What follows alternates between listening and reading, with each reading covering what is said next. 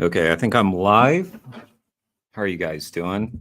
Um, yeah, this is going to be a live stream reacting to David Rams. Got a Mel and Steve video pulled up, and an activist that I just discovered. I had never heard of her before, Jade for Justice. So we'll check that out as well. Um, let's see. Let me just make sure that I've got everything pulled up here, and yeah, I think so. The David Rams video, we were we reacted to Wayne Shung's video the other day, talking a little bit about Peanut the squirrel, and I saw David had done one too. So I haven't watched this, guys. I am so late to this Peanut the squirrel thing. I I need to know. I need to know what's the big deal about Peanut the squirrel. But anyway, let's figure it out. Let's see if I missed a big story during the election. So yeah, Peanut the squirrel. So, by the way, I don't know if this is probably a very poor time for me to be streaming. I've been doing that some because, yeah, I think a lot of people who watch my stream uh, don't live in the United States. And so, like, I think I'm hitting you guys at bedtime, definite bedtime. Let me pull up my own stream so I can, once the inevitable glitch happens on my stream, I'll still be able to type to you guys and see that the stream is running. Okay. Kane, I knew it. I knew you were going to be first. you are you are on the ball, my friend. On the ball. All right. How you doing? Did you have a good day, Kane? How's that move going? Did you get all your stuff packed away? God, I know that's so annoying to have to deal with. Okay. And Kane, you let me know if the audio is like way off. Actually, when I listened back to one of my recent ones, I think I had it a little too soft. So let's just see how this goes. Peanut the squirrel win Trump the election? Hang on. So, did Peanut the squirrel win Trump the election? You may have seen already. Just real quick, my theory is no, but everybody like David, Wayne, everybody's talking about Peanut. I'm like 3 months late. Anyway, how many? Yeah, I'm more than that. 5 months late, probably, or whatever. I don't know. This happened in November, so it's 4 anyway. Well, you definitely have seen already that Trump just won the US presidential election. And a lot of people are already debating why. But here's a question you probably didn't expect. Did Peanut the squirrel have any influence on the US presidential election? Let's dig into how this little squirrel with a massive social media following became an unexpected symbol of freedom and animal rights, and somehow ended up being a massive talking point for some very influential voices. Peanut was a rescued All right. Sorry if y'all already know this and I'm late, but anyway. pet squirrel who lived with Mark Longo, the owner of an animal rescue in New York. Peanut had over 500,000 followers on Instagram. People couldn't get enough of him. They loved seeing him running on Mark's shoulders, nibbling on treats, and just being overall very damn cute. Mark and his wife had also rescued a raccoon who they named Fred, who was equally as cute as hell. But everything changed when New York state officials decided that Fred and Peanut were living with Mark and his wife illegally, and they decided to come in and seize both Fred and Peanut. The Longos and the world were devastated, but it was about to get much worse, as just a few days later, the state executed both Peanut and Fred. This story hit home for so many people, especially animal lovers, who couldn't believe the state could just come into your home, take your animals, and kill them. People were furious. And this is when the internet came in and did its thing, with most people commenting on how this was a disgusting abuse of power and a perfect example of government overreach. Vivek Ramaswamy posted this in response to the situation, calling for conservatives to. Interesting quote. Animal cruelty will eventually become a genuine concern for conservatives. It's already happening. Count me in. I hope he's right. I hope he is right because I believe this was manufactured outrage. I don't think people actually cared about this. I think they were trying to win an election. Let's hope I'm wrong. I hope I'm wrong. Maybe Vivek was right, but I doubt it. I believe Vivek Ramaswamy was vegetarian or is vegetarian and was set to play a key role in the Trump administration, but backed out kind of at the last minute or was pushed out. Who knows what happened? He was going to be working alongside Elon Musk, which we know how that would have gone. To focus more on animal cruelty and announcing that he personally is 100% on board with doing that.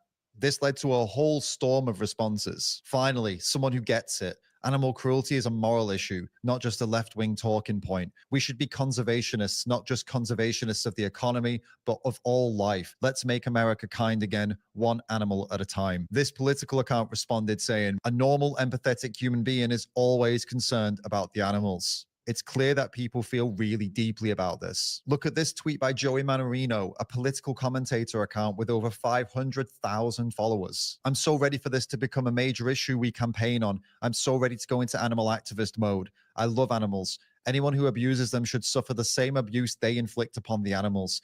They're completely innocent creatures who only know love. Even Joe Rogan and Elon. That's a pretty powerful statement. Damn. Yeah, I think I just, honestly, I just missed this. This is a overlook for me, oversight. I was just real in political mode, I guess, myself. That I just figure people just manufactured feigned outrage. And I'm sure some of the people that are writing were actually concerned about this. I do think the broader conservative sphere, if you want to call it that, probably was manufacturing their outrage, as they tend to do. Elon Musk got involved. And this is where things get really interesting. Joe Rogan and Elon Musk went on a huge rant about Peanut's story on a recent podcast. They compared this whole situation to a real-life John Wick scenario, where the hero, played by Keanu Reeves, is forced into action when criminals come in and kill his beloved dog. And they didn't stop there. Elon went on to say that this kind of action should mobilize people to fight back against the government. So here's the thing about the whole squirrel thing is that how can it be that we live in America, supposedly land of the free, and the government can barge into your home with guns? So if you resist, you're going to get shot, and then take your pets and execute them. And if they can do that to your pets, what do you think they can do to you? No, why would you kill that cute little squirrel that was obviously a pet and trained from the time it was a baby? Yes. If you see the interaction that guy has with that squirrel, it was wonderful. It was really cute. I think this should really get people out there mobilized, frankly, because you say that, like the John Wick movie, where John Wick's like, he just wants peace, like, in the John Wick movie, he just wants to, he's like, listen, I want to retire. And they offer him like tons of money, like to eat, because they want him to be an assassin, to keep being an assassin. And they kill his dog. That was a bad idea. He kills everybody. Yeah, he kills everyone. And you're rooting for him. Yeah. They shouldn't have killed his dog. Yeah, they fucked up. And they shouldn't have killed that squirrel. They shouldn't have killed that squirrel. How many cases have we not heard about, Oh, look at that little guy. It's government overreach, and this just keeps getting worse every year. We got to fight back against this. I hope people just go out there and vote for Peanut, man. If nothing else, just vote for Peanut. Why did this story hit people so hard and potentially influence an election? Well, Peanut wasn't just someone's pet. He represented something bigger. People saw this as government overreach and a threat to their personal freedom. Most of us love animals, whether it be a dog or a cat, a squirrel or a raccoon. And when stories like this pop up, people start to ask bigger questions. Like, if we care about Peanut and Fred, shouldn't we care about other animals also suffering? The situation with Peanut and Fred has sparked wider conversations about animal rights, animal welfare, and animal cruelty, and it's mostly being discussed by people outside of any kind of activism movement, with many influential people speaking up. People started wondering about the animals we don't see, like the pigs, chickens, cows, and other animals in our food system. And yeah, shouldn't we be outraged about the cruelty they face too? Most of the accounts bringing this up are actually political commentators. This isn't just vegans and activists talking about this. Now, this isn't a bait and switch commentators. What they say? This isn't. Sooner or later, conservatives will come to understand that factory farming, which imposes horrible and avoidable suffering, on more than 100 billion vertebrates a year globally, is not ethical and not consistent with any religious or moral viewpoint that values life, sentience, and well-being. Yeah, I agree with that, but it's not just factory farming, it's animal farming. But yeah, at least we're getting there. We're getting in the right direction. Just vegans and activists talking about this. Now, this isn't a bait and switch. I am going to tell you whether I think Peanut influenced this election or not. But considering that the largest producer of animal rights, animal welfare, and animal cruelty violations is our current food system, I think it's important to bring this up. I agree with those people who did bring it up. Our food system is a world of confinement, overcrowding, and suffering for animals that most of us don't see. The conditions and the situations they are in are heartbreaking. And just like Peanut, these animals are innocent creatures. But their lives are controlled entirely by industries that see them as commodities, not as beings with feelings. I'm sure we agree that we can make better choices for animals when we're deciding what we're going to eat, right? And a move towards animal-free food is the best option if we're trying to make the world a better place for animals. You can check the pinned comment for some free information on how to eat a healthy animal-free diet. And now here's where things get really wild. After that conversation that Joe Rogan had with Elon Musk, which included the discussion about Peanut the squirrel, Joe Rogan No worries, Kane. You got to do your thing, you know? came out and endorsed Donald Trump. Could Peanut's story have influenced Joe Rogan to do that? I mean, it's likely. And if it likely influenced Joe Rogan, could it have influenced many other people to vote against the Democrats? It sounds crazy, but for people who are already critical of the government and feeling like it was crossing lines, this situation could have been the final straw for them and making their decision on who to vote for. People love animals and want to protect them. Peanut's story tapped into that. So, did Peanut the squirrel win Trump the election?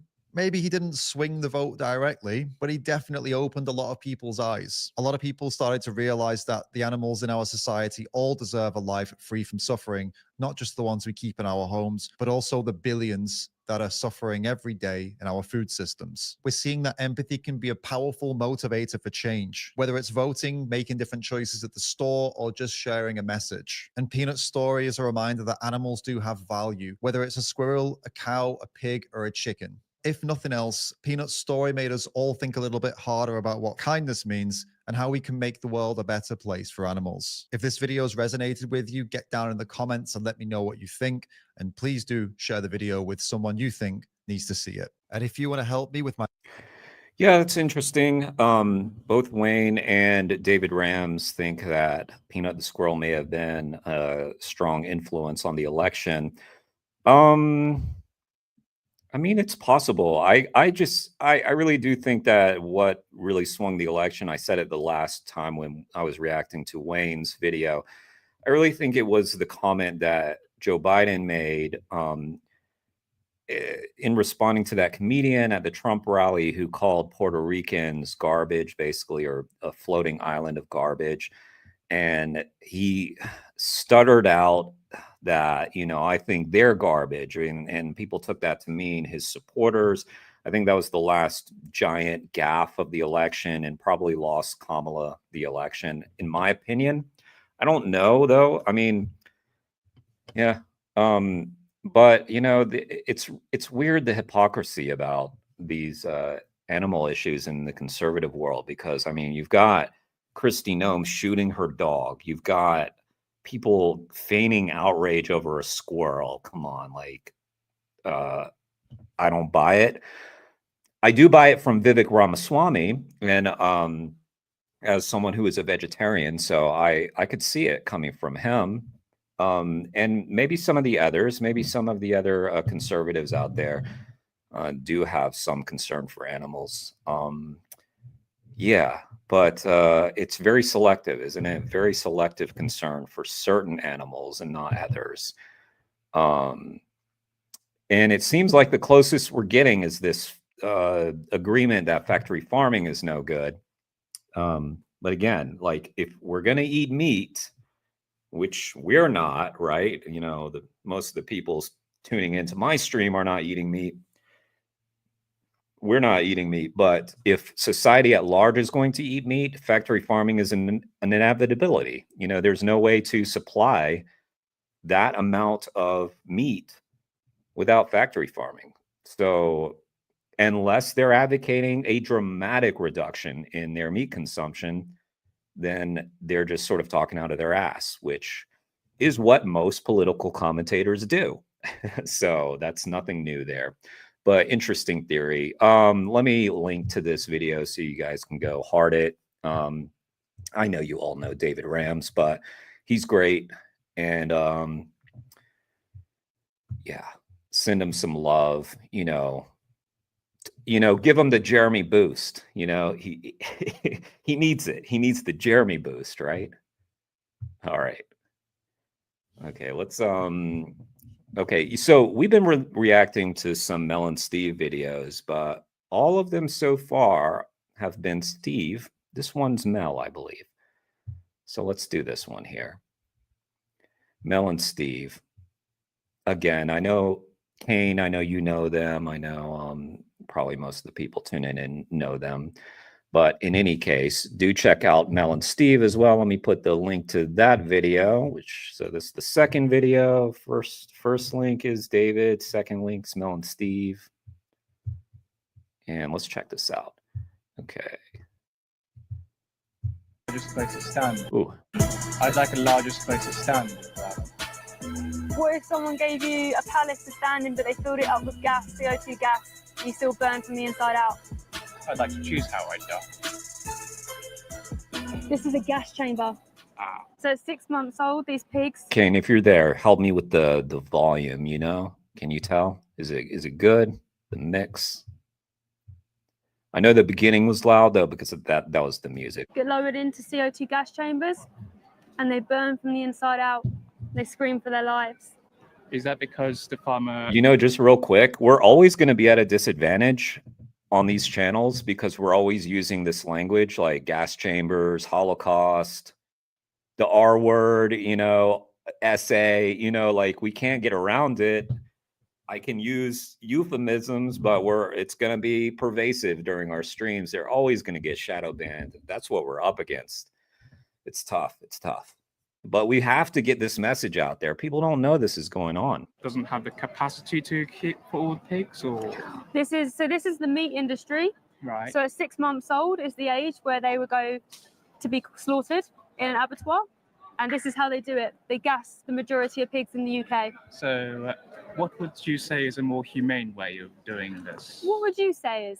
I'm not sure. I would say there is no humane way to kill someone who doesn't want to die. What would you think? That's a very tricky question.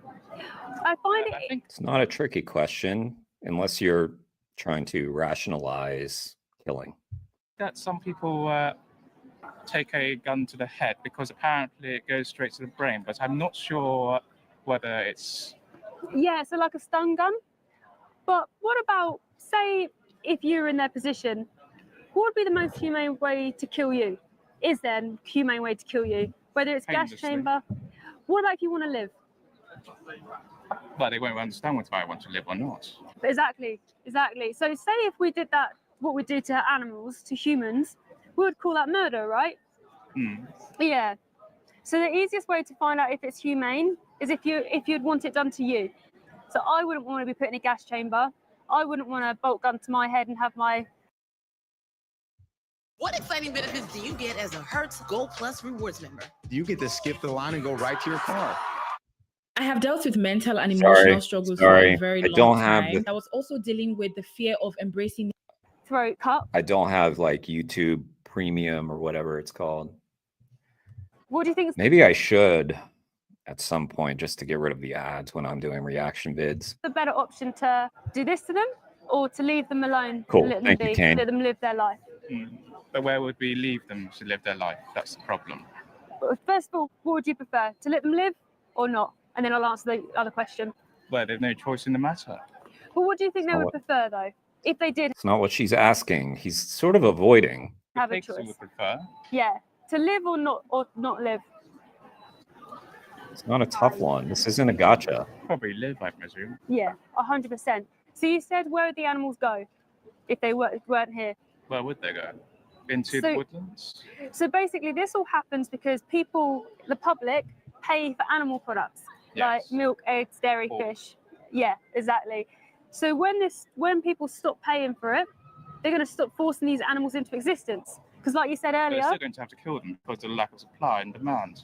There's Well, too over- much supply, but there's not enough demand. So the price of the pork would then drop drastically. so let me explain. They're forcibly breeding these animals into existence. So Yeah. they're raping them to create more animals to keep up with the demand.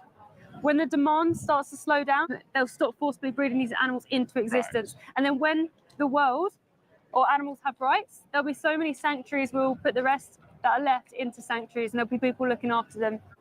Do you pay for bacon or sausages or? Wouldn't it be great if all the factory farms and all the slaughterhouses were turned into sanctuaries? I mean, that's the dream, isn't it? Like, yeah, that would be so great. Although these places are just, monstrous. It's almost like, like we have museums to the concentration camps, right? So, I mean, maybe they should be hallowed ground like that. But I don't know. It'd be great to repurpose them like that. Or meat, eggs, dairy? Overdue ones, yes. Pardon? Overdue ones. What does overdue ones mean? Ones that aren't sold. Ones that aren't sold? Yeah. So where do you buy animal products? You know when things are off their best by date? Yeah. And then they get reduced? Yeah. That sort of thing. Oh, right. So like out of date ones. So you're still paying into the industry though, because it's all about supply and demand. The whole but they don't make much profit then, do they? It's regardless. Even a penny into the industry still supports them. So is this an industry that you would want to support or boycott? Yeah, like I was just thinking, like we're always having to battle this supply and demand thing. Like people think like the impact's too little, and like, okay, so if the industry is taking our tax dollars, why give them our tax dollars and our direct dollars as well? Why would we want to give them more? People's logic gets really twisted up when they're trying to rationalize things. Depends on how much money I have. Depends on money? Yeah. What about if you were the victim? Would you want someone to go into a game regardless of money?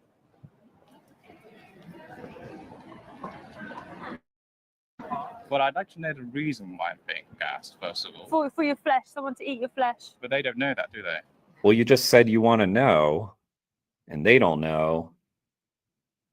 Who cares? They don't want to be killed.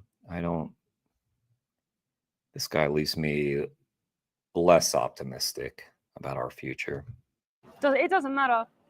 It doesn't matter. It's their thoughts. It's their lives. Doesn't matter. Yeah, it's their lives. Yeah. So we shouldn't have the right to take their life away from them, should we? For a sandwich. Like we shouldn't have a right to take your life away from you if we want to eat your flesh, regardless if you know or not. Would you agree? There's not much demand for human meat, though, is there? Oh, a lot of ads. Damn. Okay. Oh my goodness.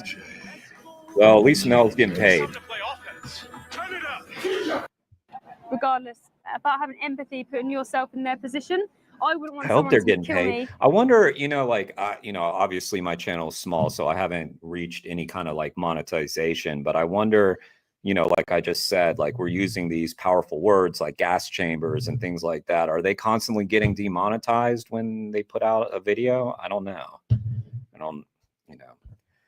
That must be a frustrating game to play once you reach that level. And take my flesh, because that's my body. I should have the right to my own body, right? Just like they should have the right to their own body. So again, is this something that you want to put your money into? Say, keep going, I want this to happen? Or is this something you say, no, I don't want this to happen? I'd rather be able to have my next meal, rather. So you'd rather them be killed for you? I'd rather stay alive. You can stay alive without harming animals, do you know that? More expensive. No, it's not. 30% cheaper. But it's regardless of that. Do you think That's paying true. an extra £2 for vegan sausage, which isn't, it's cheap, but do you think money's worth more than their life? You've got options, right? You can live plant-based. You can eat rice, legumes, lentils, all the abundance of plant-based foods, or you can pay into this. This is your choice that you have right now. You either pay for animals, baby animals, to have their heads cut off and be thrown into gas chambers, or you live a vegan lifestyle and you boycott these industries. Because these industries will not happen if people stop paying for it. What's going to happen to the farmers then? Doesn't matter what happens to the farmers. It's about the animals. Not about the people either? No, absolutely not, no. No, they can get new jobs. They can find alternative ways. There's charities, like vegan charities that help support farmers, like Viva Refarmed, where they can change their farming system Instead of farming sentient beings who feel pain and suffer, they can farm plants or like apple, leather, mushroom and things like that. There's support for them. But it doesn't matter because they're not the victims. They're the victims. And they're in there at the moment if you're not vegan. They're in there for you. And they used to be in there for me as well. Before, I used to pay for that as well. Before I saw this. Because good people don't know this is happening. What's your emotion when you see these pigs suffering like this? What do you feel in your heart? I'm curious as to why they trap them in cages. What do you feel in your heart? I'm curious as to why they trap them in cages. Well, like, how else are you going to do that? This guy's,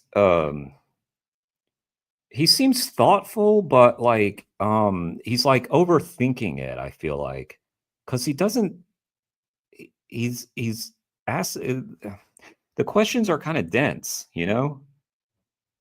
But he seems like he's probably intelligent. I don't know why his questions aren't that intelligent, but he just seems like he's really pondering it.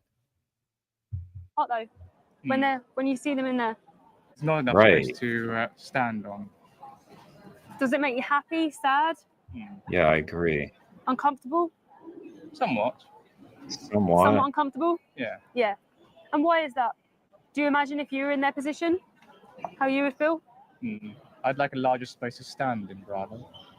What if someone gave you a palace to stand in, but they filled it up with gas, CO2 gas, and you still burn from the inside out? What if we had the biggest room? I prefer painless death. Do you prefer painless death, or do you prefer no death at all? But if I was going to die either way, a painless death. What if you're not? Would you rather be murdered or not murdered? I'd like to choose how I die. Yeah, we'd all like to choose how we die, right? Come on now. Like in our sleep. Stop avoiding. Old age, right? I think he gets it. I think he understands that he's sort of cornered into like sounding insane or, you know, giving an honest answer, and he's sort of avoiding what Mel is saying. 6-month-old babies, they don't get a choice in anything because people are paying for them to go in these gas chambers. People are paying for male chicks in the egg industry to be blended up alive. Dairy cows in the dairy industry, mothers are being raped, have their babies taken from them, have their heads cut off. You mean for the a sandwich? Battery farms? No, all standard practice, free range, RSPCA approved. Because if they don't produce anything, then they not very good as farm animals, are they? Well, they shouldn't be farmed animals. We don't need to. Do you think we have to eat animals? And what comes out of them, like milk and dairy and eggs? Well, we are omnivores, so. But do you think we have to eat them? Can we survive without harming them? If we can get a supply of protein. Yeah. Protein all comes from plants. All our nutrients all come from plants. The Academy of Nutrition and Dietetics state you can be healthy on a plant-based diet for all stages of life, including pregnancy, infancy, bodybuilders. So if you can be healthy without harming animals, do you think that's the most ethical thing to choose? We're burning down rainforests, which includes the animals in the rainforest. Yes. And all the other things that we haven't discovered in rainforests to plant monoculture. Yeah, but they feed soya, all the soyas to the animals. 6% goes to humans. So if we abolished animal agriculture, we'd free up 75% of the world's land. The rainforest would come back, it wouldn't be destroyed anymore. Someone told me that, or I saw some chart or something that's a landmass greater than the size of Africa would be freed up if the world went vegan. The size of Africa. Africa is huge. But regardless of that, do you think it's the most ethical thing to do is to not pay for animals to have their heads chopped off and to live vegan? I'm not saying to live vegan. Well, if you're not living vegan, do you know the consequence of that? Because vegetarian's better than vegan. Nah, they still murder. Vegetarians. Why would it be better? I don't understand that. Even if I weren't vegan or vegetarian, I would have said, well, obviously, like vegan's like a step further. So why wouldn't that even be better? I mean, if we're talking about incremental steps of good, then obviously like maybe vegetarian would be like one baby step on that path, and then vegan would be the full step, right? Vegan is absolutely no animal involvement whatsoever, which includes most fruit and vegetables. No. Because fruit is animal derived products. By bees, for instance. You can't do that because there's bees in it. Animal derived products. To avoid animal exploitation. So vegetarian. No, vegan. Vegetarians murder. In the dairy industry, they rape the mothers, they kidnap the babies, and they cut the babies' heads off so the humans can drink milk. The milk that was intended for the baby. We shouldn't be stealing the milk from someone else's mother, right? Killing their babies, take her breast milk for us. There's the dairy. I do wish that Mel would, like, in one of the videos that I saw with Debug Your Brain, I've talked about this before, but in Debug Your Brain, he would ask a provocative question and he would leave. He said, don't rescue them by saying too much. Like, let them, you know, have that uncomfortable silence where their brain's firing off. I feel like she could have like fed him a little rope. He's done it a few times in this one, though. Industry that turned me vegan. A lot of vegetarians think that they can be vegetarian and not pay into these industries, but they've been lied to.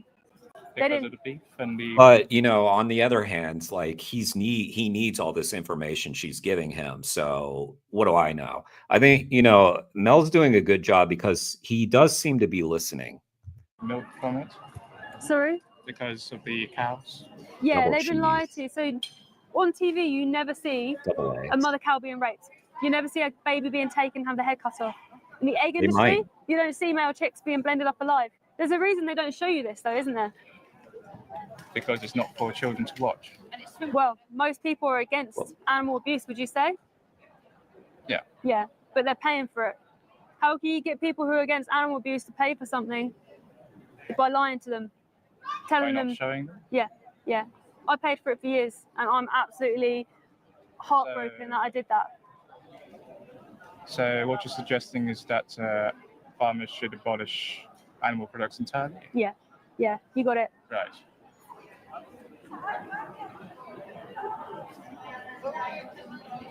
Well, I mean, yeah, I guess she agreed with that, but I mean, she's really holding the microphone at you, you know, so that's the focus of this. It's not on the farmer. She's talking to you about your culpability in this. So she's more suggesting that you educate yourself about this and think about this and hopefully do the right thing. You can check out this documentary on Amazon Prime. Yeah. Amazon Prime, do you have to pay for it? No, it's free to watch on Amazon Prime. I'll give you that.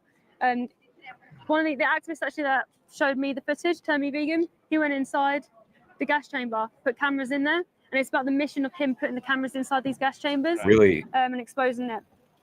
Because before today, did you know about gas chambers in the UK? No. Yeah, so check out that documentary, learn more, because the whole time you're not living a plant-based lifestyle, not vegan, you're paying into these industries. Remember we reacted to that one? That one left me so optimistic. That family, they were so nice. He's a little cold-hearted, isn't he?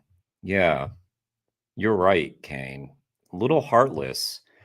I mean, I kind of think his defenses are up, though. But yeah, he had a lot of really cold responses, and but he did seem to be listening to Mel, and let's hope he took something from that. Yeah, who knows? But that was a good video. Where animals will be killed, have the heads cut off for something that we don't need. Yeah, I appreciate you speaking. Yeah, yeah, we've talked about Pignorant a lot, but yeah, it is a very like intense, exciting film too, just to watch. Like Joey kind of giving you the behind the scenes of this mission of placing the cameras. It's really intense. In fact, there was this one part where he talks about how they went back and watched the footage after the fact and found out that the gondola, which would be what lowers the pigs into the gas, turned on like less than an hour from when they were on the gondola. And so had that happened while they were on it, they would have been in serious, serious danger of losing their lives. Yeah,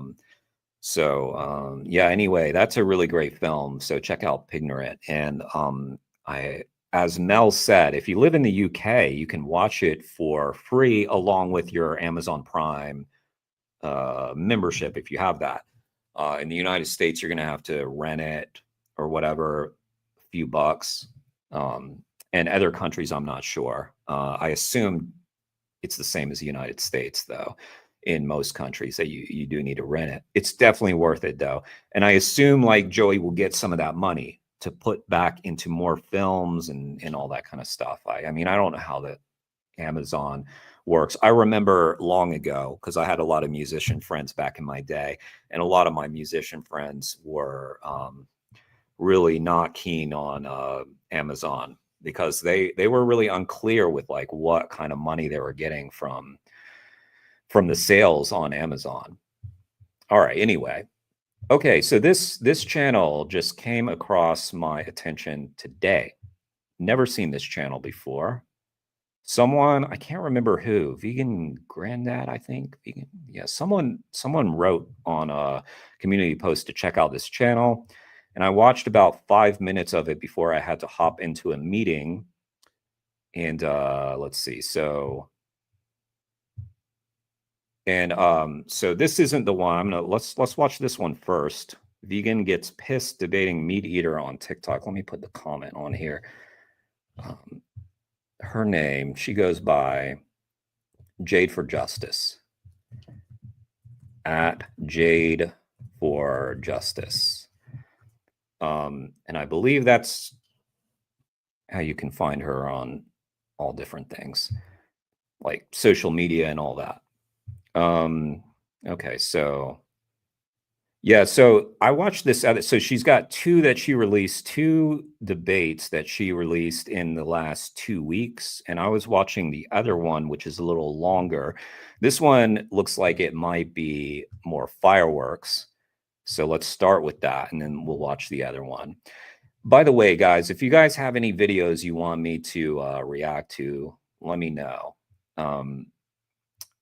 And definitely follow this channel and subscribe. But I am new to it, so I don't know much about it, but I saw that her delivery was really solid in these debates. It was very, I'm going to be interested in this one. Vegan gets pissed, because the other one was so respectful and everything, and she just seems awesome. So also, I don't know like all her different, I followed her on Instagram, which has like a fairly good following, but her YouTube could use a boost. So go and follow her YouTube for sure. But everything, I'll link to all those things. But anyway, let me just go ahead and link to this video as well, and then we'll start. So you guys can give it some love, give it a heart, give her a new subscriber. Yo. Okay, let me. It's wrong to use, abuse, and eat animals. I think these are on Discord or something. So I don't know. So they're a lot of audio, but let's. Yeah, do you have a question or an argument? Okay. Why can't we eat animals? First of all, she's got Dominion, she's got Gary's speech, Darius Scary, helpgoingvegan, challenge22.com, plant-based-on-a-budget.com. I don't know that one, plant-based-on-a-budget.com, helpgoingvegan.info. So she is really trying to reach people and give people the tools that they need. First of all, the ethics, 1, 2, 3, watch all that. You got the ethics down. Just one of these, watch Dominion. You'll be set. Darius Scary, 5 minutes. You'll be off dairy if you have any compassion. But then once you've got the ethics, kind of like, I know Kane is here, right? Remember, Kane, you were giving that speech and that girl was asking you in your classroom, she was like, well, why don't you just tell us how to go vegan? You're like, well, if I told you how to go vegan without telling you why you should go vegan, why would you put yourself to the trouble? So 1, 2, 3 in this order, I would say this is a good order. Watch Dominion or Earthlings, which is what turned me vegan. Well, you know, technically, I guess I don't really see an issue with the eating of the flesh. The problem that I see is deciding like to kill them. Hey, Victoria, nice to see you. Haven't seen you in a minute. I'm doing well. I'm doing really well. Yeah, trying to do some more of these live streams during the week when people are watching. I said when I started this video, I think this is probably a bad time. I said this is probably a bad time for me to be doing these just because of like where people are that view my channel typically anyway. But, you know, it's hard to find the right times. Okay, let's continue. The problem that I see is deciding like to kill them. But like if you want to just like if you find like some roadkill and you want to eat it, I don't exactly see a moral issue with that. The problem, like I wouldn't do that because I think it's disgusting. The problem that I see is deciding that you have the right to kill them, to eat them. Well, I mean, we took over this planet, and we're basically in control. So yeah.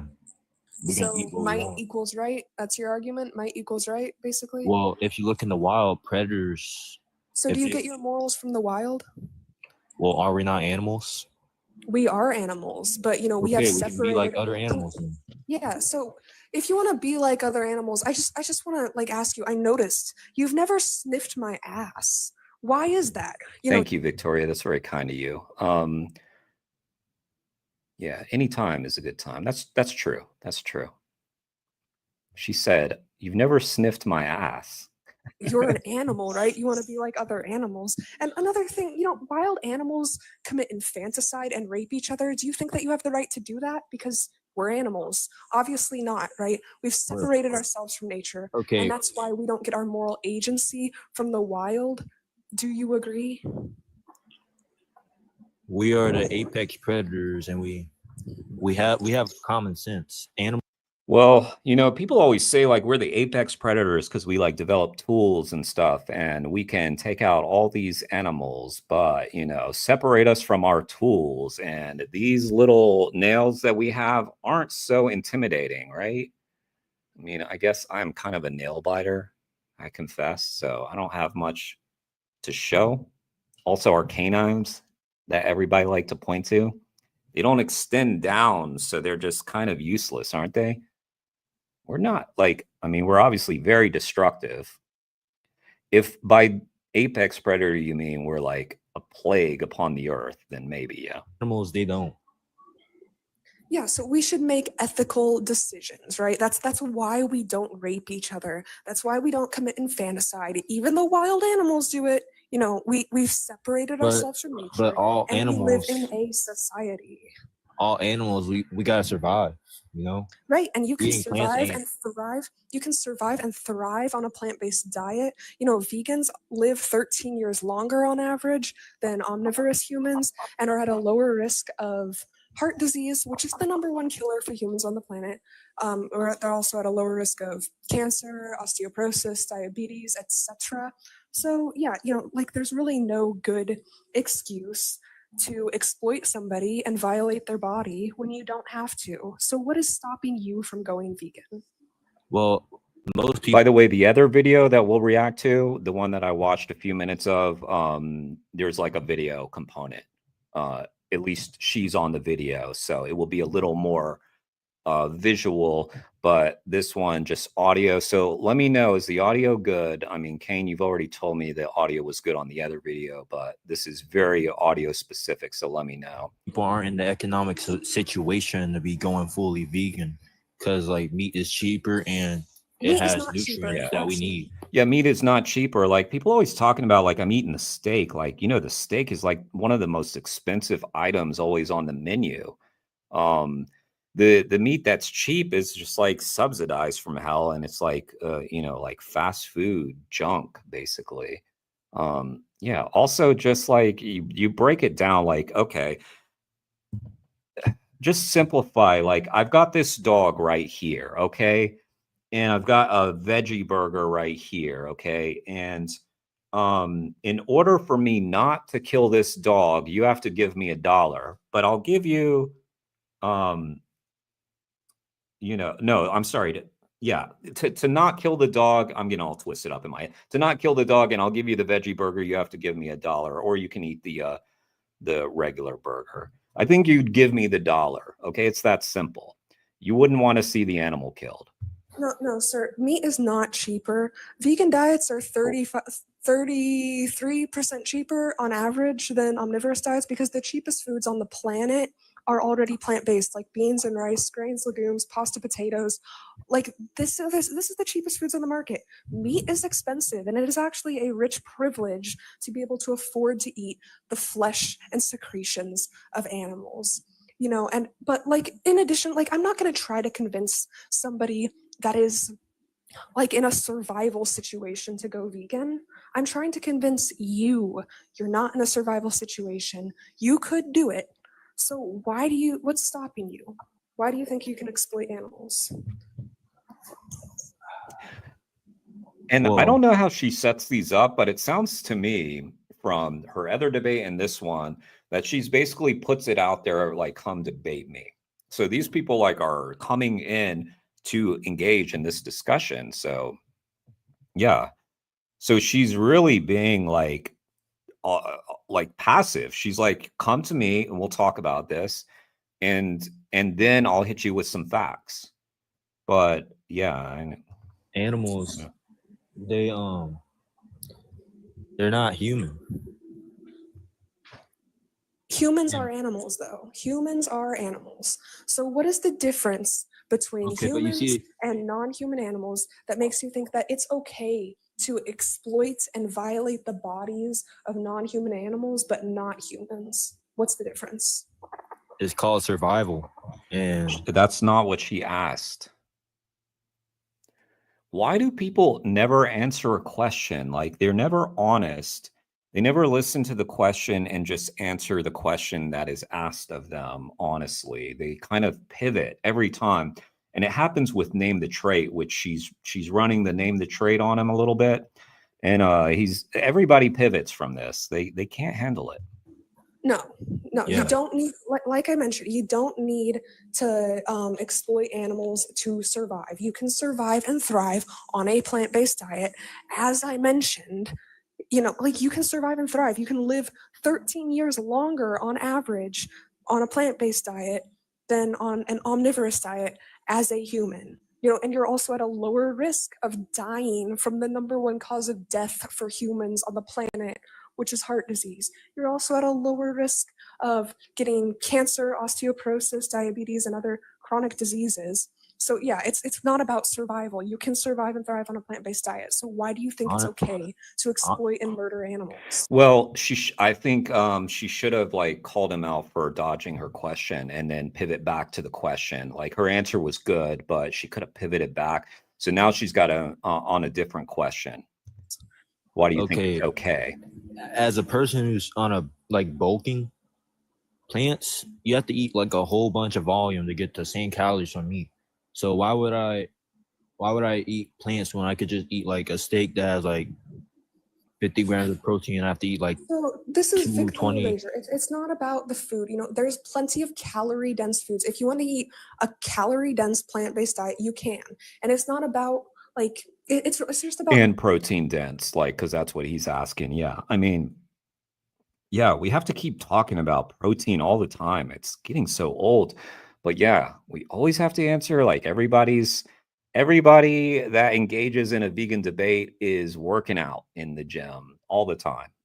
That's just the only people we talk to, apparently, right? They work out at the gym about as much as I work out at the gym, which was yesterday and 5 days ago. And I'm trying to hit it more than that. Okay. You guys hold me to it. I'm hitting the gym.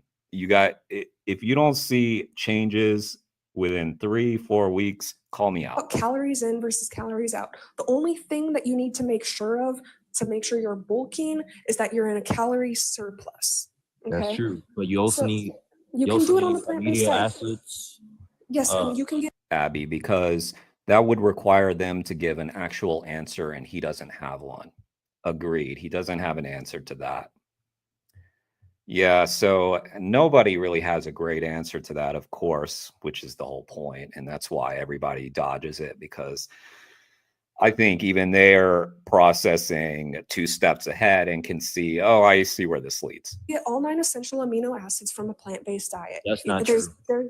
Okay, what amino acids can you not get on a plant-based diet? Please tell me which essential amino acids you are missing on a plant-based diet. I can definitely tell you that. So like creatine, you can't get that in plants. You have to. I have vegan creatine upstairs. I'm in my basement. I got it upstairs. I got the vegan creatine. That's one of the things that I think that, you know, if you are trying to hit the gym, taking some vegan creatine is a good thing to do. I got that from Wayne. Wayne got me on the vegan creatine. And I'll tell you, like, I don't know, because when I was living with Wayne, like, we were hitting the gym so much. Like, he is a machine. He hits the gym 2-3 times a day. It's pretty insane. So like, I was hitting the gym a lot. I was in the pool. I was doing the workouts all the time, but I definitely was seeing like dramatic improvement, very, very fast. Probably, I don't know if it was just the frequency of the workouts or if it also had something to do with the creatine. Yeah. But and we were also taking a lot of that Huel, that vegan protein powder. And some of those like instant meals, those Huel meals. But yeah, again, like all this stuff is just so readily available. Like Void Critter, curious if vegans think we should do population control on deers to prevent ecocide. And if we have to do population control of animals to prevent ecocide, why shouldn't we eat the meat from it? That's like saying, like, we create a problem, so let's just kill all the animals because we created this issue where we're considering them to be overpopulated. I don't buy that they're overpopulated. I don't know what that even means. Like, does it mean like you see more deer in the road, so you have to drive a little more carefully? I don't know. It's not really a question that I engage with that frequently, though, because it's kind of a side topic. You have to buy that like in powder form. You have to buy all these supplements just to stay healthy. Your body When creates, if you ate meat, you wouldn't have to deal with all these problems. creatine. That's not an No, it essential doesn't. amino acid. Your body doesn't produce creatine. You can get all of the it's not an essential amino acid. Yeah, your body does. Oh, okay. I'm racist. Oh, gotcha. Thank you, Void Critter. Thank you. I didn't know I was racist. Naturally create. It's not essential, but it's creatine helps you gain muscle. But anyways, aside from that, you got. Look, I'm just gonna mute you just for a second because I'm tired of you yapping and not listening to me. You can get all of the essential amino acids that you need on a plant-based diet. There's plenty of plant-based bodybuilders. There's plenty of plant-based athletes. Like, it's not your only option to be violent and exploitative when you don't have to.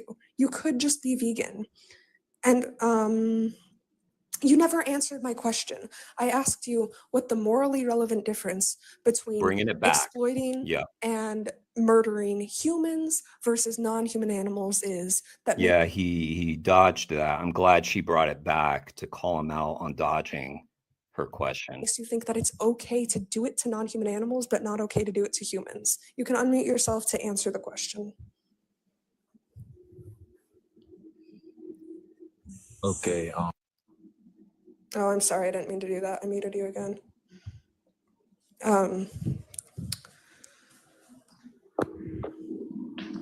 You wouldn't. Wait, did she go AFK? What? No. You wouldn't kill a human for food because, people, we're all adapted to survival, and we're not gonna kill. That doesn't answer my question. Would you like me to repeat the question? Go ahead. How many times is she gonna have to ask this same damn question, dude? Like, come on, pay attention, pay attention. Why can't people just answer a question? You ask them a question and you answer the question. What is the morally relevant? You came here for a debate. Difference between humans and non-human animals that makes you think that it's okay to kill non-human animals, but not okay to kill humans? Well, because they're animals. Humans are animals. Oh my God, this guy is dense, man. Jade for justice.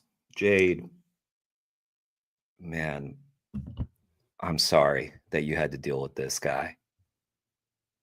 It's like, yeah, it's like, it's painful. It's painful to listen to. And you had to respond to it. Oh, man. Did you miss biology class? Humans are animals. I'm asking you what the morally relevant difference between humans and non-human animals is that makes it okay to kill them but not us. Fourth try. From your moral perspective. Fourth try. Because we can think. We have a society. We can think. This dude doesn't think that animals can think. Like, what? What are their brains for if not thinking? Too. They can think too. They don't have a society like us. Okay, so if we found some humans that were living not in a society, you think that it would be okay to kill them? If we weren't the apex predator, I'm pretty sure a predator would come and eat us. That's not what she asked. She asked, would it be okay, not if it would happen. God. I can see why the title is Vegan Gets Pissed Debating Meat Eater, because this is just annoying. We're only halfway through. We're gonna make it. We have committed. I'm not asking you about apex predators. I'm asking you about your morals. So if we found humans that were living not okay, and thoughts on eating roadkill to prevent waste. I don't have a moral qualm with anybody eating roadkill. If you want to eat roadkill, Anna, you go for it. I do think it's kind of weird, but you're not hurting anybody. So, yeah, I mean, I don't think there's anything morally wrong with eating roadkill. I don't know. What do y'all think? I think it's perfectly fine to do that, but it's probably very unsanitary to do, because like animals that have been hit and are lying on the side of the road very quickly are rotting in the sun. It's probably not a good thing to consume. And also, I mean, this guy has talked some about, like, I don't know. We're talking about food waste and stuff. I really don't think people should be consuming animals for their health either, including rotting animals on the side of the road. I mean, that sounds like a terrible idea, unless you want to get brain worms like RFK, and I do think that, typically what happens is vultures and other critters will come and eat the roadkill.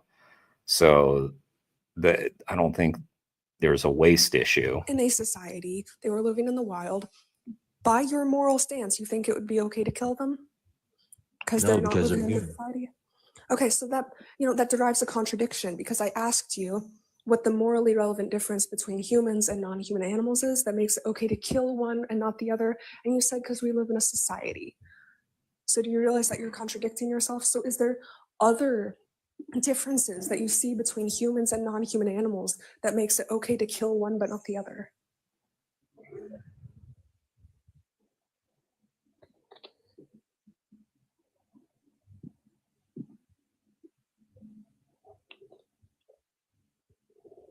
I don't know, man.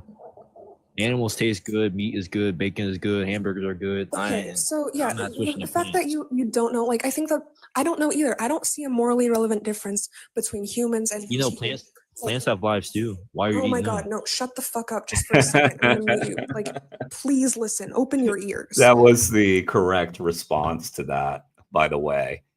Yeah, if anybody brings you the plants thing, I believe shut the fuck up is a perfectly valid response. I don't see a morally relevant difference between humans and non-human animals either, and that's why I don't exploit non-human animals, because I can't say morally consistent with my position and be paying for animals to be exploited and murdered. Now, plant lives is your next fucking argument. Okay, plant lives. Look, plants aren't sentient. Plants don't have subjective experiences. They can't suffer. But even if you do want to be a plant lives advocate, if that's the route that you're going down, this is still in favor of veganism because most of the crops that we are growing are being fed to the 92 billion land animals that we annually force into existence to exploit and murder. Does that make sense to you? I mean, silence. okay, look. Okay. Murder. No, does that make sense to you? I just want to make sure is- that you are listening. Hold on. I just want to make sure that you are listening. Which Okay, diet I heard. I'm causes just more saying, plants? murder Which- is Okay, I'm only. just going to mute you for a second because I want to make sure that you're listening because I'm not actually sure that you are. Which diet causes more deaths to plants? Which diet causes more plant deaths? A vegan diet or an omnivorous diet? You can unmute yourself to answer. Okay, so vegan diets. You know so that's you're just worse. not fucking listening to me at all. Goodbye. No, stop. Wait. Go watch Dominion documentary on YouTube. It's the first point on the screen, but you clearly can't listen to me. So maybe you'll be able to listen to the free documentary on YouTube, Dominion. Go watch that. Or watch Gary Yourofsky's speech. Watch one of the points that I have up on there. Yeah, this is I think cutting this one. I guess we've still got 5 minutes. I don't know if it's gonna stay with this guy, but I mean, yeah, this one is kind of fruitless. Yeah, because they're just talking past each other. Or, it's not Jade's fault. She's trying to get a message across and questions across for him to answer. He just can't listen to any of her questions and give honest answers. She did finally get him to lock down on the name, the trait, which was that he said, well, first he kept doing the like, well, we're not animals. But then he finally said, well, we can think, we have society, that sort of thing, which she debunked very easily, obviously, because they're just so easy. Yeah. The other one, by the way, guys, is well, I only watched a few minutes of it, but it's far less frustrating. But on to the next.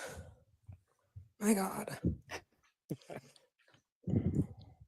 I'm with you. I'm with you, Jade. You want to join for one more minute? Trent, look, go watch 10 minutes of the documentary Oh, he's still there. He still wants to do it. Dominion, and then come back and I'll let you join again. But you weren't listening to a single fucking word I said, so I'm moving on to the next guest. Hello, Darth. Do you have a question or an argument? So this is cool. I guess what is she set up like in Discord? And she's just like, yeah, anybody come debate me, and people line up. That's really cool. I like that. Sounds like people are attracted to this debate. I don't have an argument as I am vegan myself. Nice. But I am curious Pick me? How you emotionally endure talking with a lot of these people back to back. I am also curious of that. He took the words right out of my mouth because that was painful for me, and I didn't have to deal with them. I'm sure I just caused you all pain too by making you listen to that. I'm sorry, guys. Like, sometimes we watch nice videos and then sometimes we have to endure some pain. Well, like, what do you mean? Like, just like dealing with the same argument over and over and over again? Chosen ignorance. How do you deal with such chosen ignorance and denial of fact? It's frustrating and it's annoying, but I don't know. Like, I started off my vegan journey doing activism and very quickly turned away from it because I'm not equipped to handle people who are unwilling to listen. Fair enough. I hope he, finds ways that he can do activism because, activism comes in many, many, many different forms. It doesn't even involve debates all the time. I mean, I realize it's like a very simple thing, but even just wearing a shirt, doing passive activism, throwing a bumper sticker on your car, spreading the message, those kinds of things, that's technically activism too. So not every form of activism has to be an intense debate. And it, you know, like, I'm sure that he's had this experience too. If you are likable enough, you know, a generally likable person that people want to be around, and they see that you're vegan, you know, they may be curious about it without you even having to say anything. But I can understand his frustration for sure. Yeah, I mean, but like this conversation that she had was especially, it was like she said, it's just annoying because he's not answering any of the questions. So where do you go with that? You just have to keep answering. It just goes nowhere. Yeah, well, you know, like if there's lots of ways that you can do activism, that's like you don't have to do these debates. These debates, like I feel like I do feel like I lose. Yeah, and love the activism point. Do it whatever extent you can, whatever passion you have. Exactly. Like, I mean, because we're like this guy said, we're not all equipped. Yeah, we are not all equipped to deal with that. I don't think I I feel like I would have cut him off even sooner than she did. This guy was pissing me off. And then we had this guy in the chat earlier who was like trying to call me racist. Like, I'm not engaging with that stupid shit. What did he say? Let me read it back. Okay, so he said he asked me if we should do population control on deers to prevent ecocide. Then he said, I answered him. He said, nope, and you are racist if that is your interpretation. So at that point, I was just like, whatever. He said, you know nothing about indigenous hunting practices. Like, where did he get that? Like, I was not talking about hunting at all. I was actually even talking about, like, if you're talking about the deer population, like, for instance, where I'm from, there's a lot of deer on the road. And but like, am I supposed to consider that overpopulation because you have to like slow down because there might be deer on the road? Like, that's just dumb. Like, we're the overpopulated ones, not the deer. So yeah, I couldn't deal with that. I was just like, fuck off with this. Like, if you're gonna ask me a question and then call me a racist for answering your question, that's just so dumb. Victorious Vegan, yikes, humans are so irrational. That's why I think confrontation is also needed for the willfully ignorant. Yeah. And you are very good at that, Victoria. Guys, go sub to Victorious Vegan if you haven't, and also Jade for Justice. Yeah, if you haven't subbed to Victorious Vegan, we've reacted to a few of her videos on this channel, and the way that she handled the police and these drunk guys who were trying to cover up her screens, it was so funny. Well, the issue with ecocide and population control is stemming from a consumption issue. We killed apex predators that would control those populations, but yes, it's on the radar of biologists. Yeah, yeah. I suppose. I just don't think of deer as being overpopulated. Like, I don't see the problem with having a bunch of deer around. I love deer. There's plenty of vegetation for the deer where I live. I don't know about these other places they're talking about, oh, they eat up all the vegetation, there's nothing left. I'm not seeing that. I mean, I don't know these I can't account for every deer in the world, but I get excited. I don't know about y'all. I get excited. I mean, when I see a deer, first I'm like, usually it's on the road, so first I'm like, oh shit, slow down. But then I'm like, deer. Like, why can't we just marvel at animals? They're so beautiful. Lose brain cells doing these debates. But you know, there's lots of other ways that you can do activism. You can like create a social media account and post and like just not do the debates and just post things.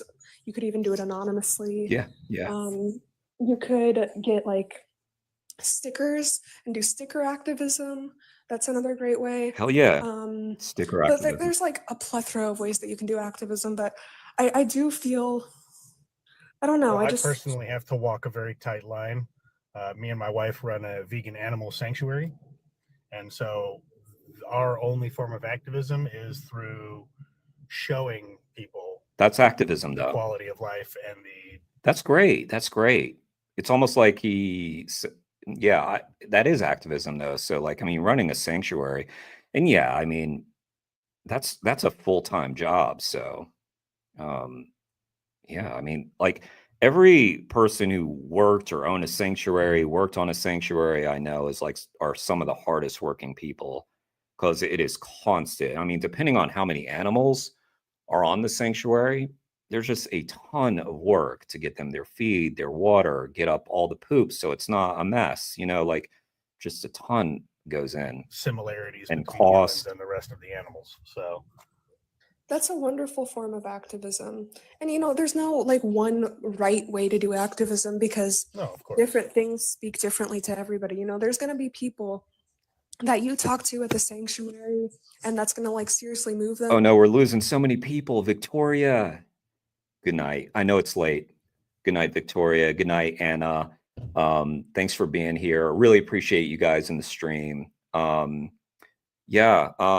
And if you're not subbed to the channel, I haven't seen you before, Anna. So please sub to the channel if you haven't. Would love to have you in more of these streams. I try to do them fairly regularly now. Just been doing a lot of reactions, but I have a lot of interviews on my channel, and that's sort of the main point of my channel is to have a lot of interviews. So I have a lot of cool activists that I've talked to. But yeah, have a good night, Anna. And yeah, stickers for the win. I agree. No injustice.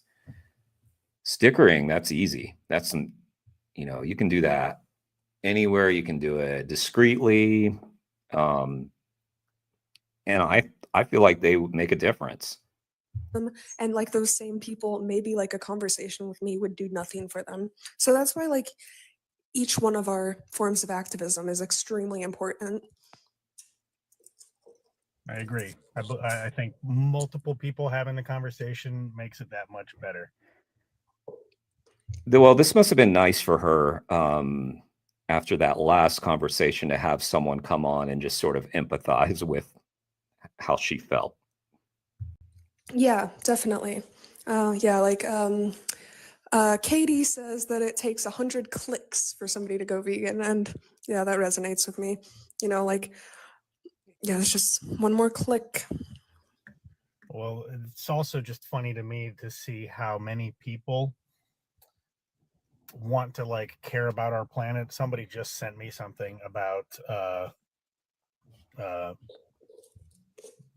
AI data centers and how detrimental they are to our planet because of their water use and all the type of stuff that they do to cool the servers and whatnot. And I'm like, you do realize that the impact a data center has on our planet compared to a farm? It's like, come on, people. Sorry, I was just smiling. You guys are probably like, what is he smiling at? I was not smiling. I saw what Kane wrote and he said, hi, MILF. And I had to, I was like, who's he talking about? And it was no injustice lasts forever. But I thought that was funny. MILF. Oh yeah. No, I know you're still up, Kane. Yeah. Right. Yeah, and people will use paper straws to save the fish, but won't stop eating fish to save the fish. It's virtue signaling, is what it is. Have you used that before? No injustice, NILF?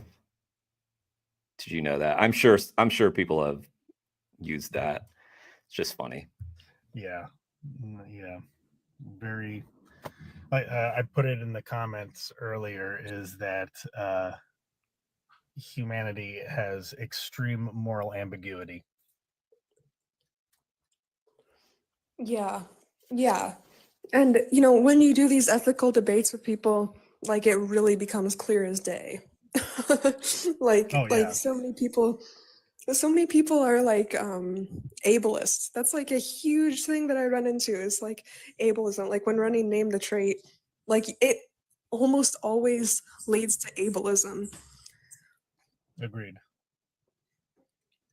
Well, I'll let you get back to debating. All right. Nice video. I linked to it. Let me link to it again. We're going to go to the other debate I told you all about.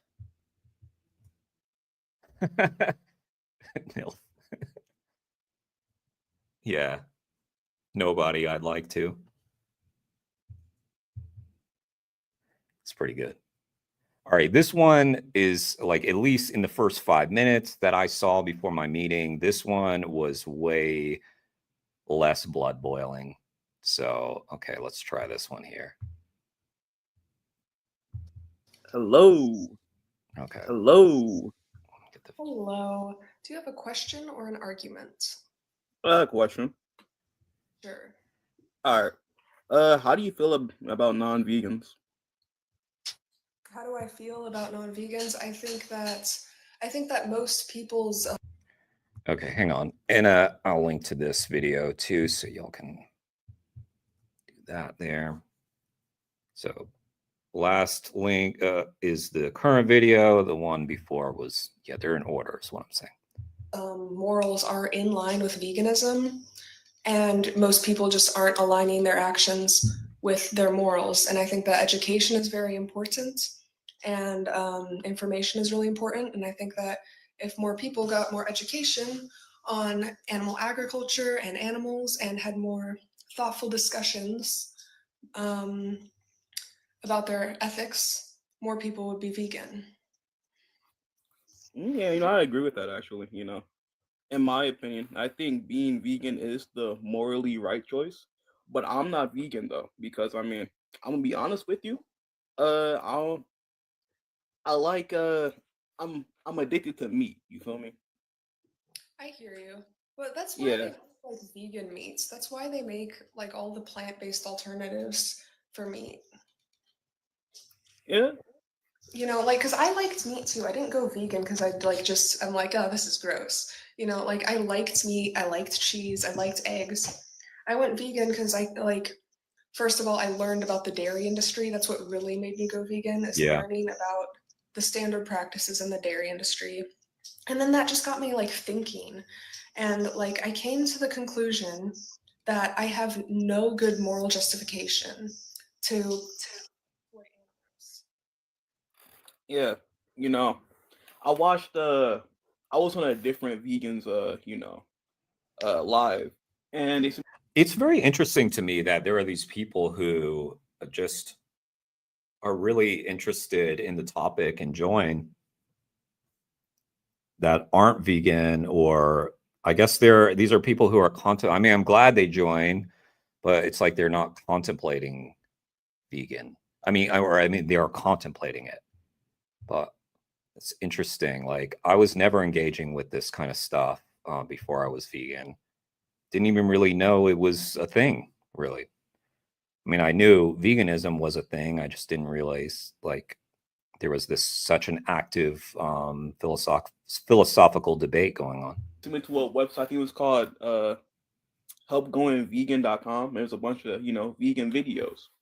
.info, yeah. Yeah, .info. Yep, that's the one. And I watched like 5 or 6 videos, and what, like actually knowing what's going on, and I mean, it really changed how I do view meat. Because after watching the videos, like the next 3 days, I couldn't eat meat because I was too disgusted. Then eventually, I just came to terms with it's just something that happens. Like I think it's 82 billion animals unalived every year. 92 billion land 92, animals. wow. And that's every year too. Like that's crazy to me. Yeah, every year, and 3 trillion marine life. 3 trillion marine life and 92 billion land animals. And it's crazy. Like, we have millions of people starving to death, but we're forcing these 92 billion land animals into existence, and overfeeding them. We have people starving to death. Like, it's all about money and profit and exploitation. And yeah, it's just so fucked up. It's so fucked up. So like, there's also like lots of alternatives, like lots of meat alternatives. Like you could keep on eating all the same things that you're eating, just like swap out the meat with plant-based meat, swap out the cheese with plant-based cheese. So like, what do you think about that? Are you still buying dairy milk? Well, I'm lactose intolerant, so I mean, I can't drink milk anyway. Okay, there you go. Yeah. Yeah, this guy, like, it just sounds like he has this mentality that is like, it's like society wants us to feel powerless, like whoever it is, it's not really anybody, but it's like everybody. It's just, yeah, we all have this like weak mentality for some reason. Like, I can't make a difference, you know, like what's little old me gonna do? I don't get that. I don't get that because I don't care if it makes like a smidge of a difference. Like, I want my thumb to be on the scale towards the, you know, the right future, not the wrong future. And, you know, even if I thought, which I don't, I feel like we are actually very, very powerful. And I think we actually talk ourselves into feeling weaker than we are because we're looking at the wrong things, we're looking at the wrong metrics, we're looking at you know, our ability to turn everyone around us vegan or not vegan. You know, it's we are very impactful, and you don't always know the impact you're having. Like, I go back to the story of how I became vegan. I just met this woman at a bar that was talking to me and just encouraged me to watch Earthlings. She has no clue. I assume you know, she lives somewhere else. She went back to her state. And yeah, I don't think I'd even recognize her if I saw her again. I'm sure the same with her. And she created an animal rights activist on the spot. Has no idea. Maybe she went home and felt like, damn, like I never have like any impact. And here she is, like, you know, making this like huge impact, like at least on me. And then by extension, everyone that I impact. Yeah, it just sounds to me like the guy that she's talking to right now has that kind of mentality, like, what can I do about it? It's too big a problem. Like, but so what? Like, even if it's a big problem, like people dispute the numbers of animals you save, whatever, like whatever the measurement is. Say you save one animal by doing this for 50 years. Say by being vegan for 50 years, you saved one animal. One. Wouldn't you want that? Still, you'd want, and of course it's more than that, but you'd want to save that animal too. So I don't know. That's my take. No, and I tried vegan meats. It just didn't taste the same. So I mean, no, I get going vegan. It's just Thanks for hanging while you're still awake, Kane. If you fall asleep, good night. I should have saved the angry one for later for when you got tired, because that would have kept you up. But you probably need to sleep. You probably need to sleep. Me personally, I'm addicted to eating meat. So it's just something like I tried to stop eating meat, but you know. Well, but like what based meat or alternatives have you tried? I just wonder, why did he start? Why did he try to stop eating meat? Because I feel like that's the main issue. Like, what content did you engage with that convinced you to try? And what content do you still need to engage with that will convince you of the urgency? Which, of course, it's right behind her head. Dominion. Watch Dominion. Tried. I think Beyond Meat. Okay. Yeah, Beyond Meat is pretty good. Like, are you in the United States? Yeah. There's also like Gardein is one of my favorite brands. They have like all of the vegan meat alternatives. They have the vegan chicken, vegan pork, vegan cow, vegan, like all the alternatives. And I think that that's a really good brand. But there's just so many options, you know, and like I think that you know, you could try them, you could find ones that, you know, you could substitute your addiction with, you know, because like ultimately is it really worth like all of these individuals being exploited and then Hi, Veganix. Nice to see you. That's a new name. I haven't seen that one before. By the way, since there are some people in the chat now, make sure you go sub to this channel. This is Jade for Justice, and sub to my channel as well. If you're not sub to my channel, we're trying to grow it, trying to grow everybody's channel, of course. Jade, I just discovered today, actually, so we're reacting to this new channel. You know, and like, so Jade looks like she's very young.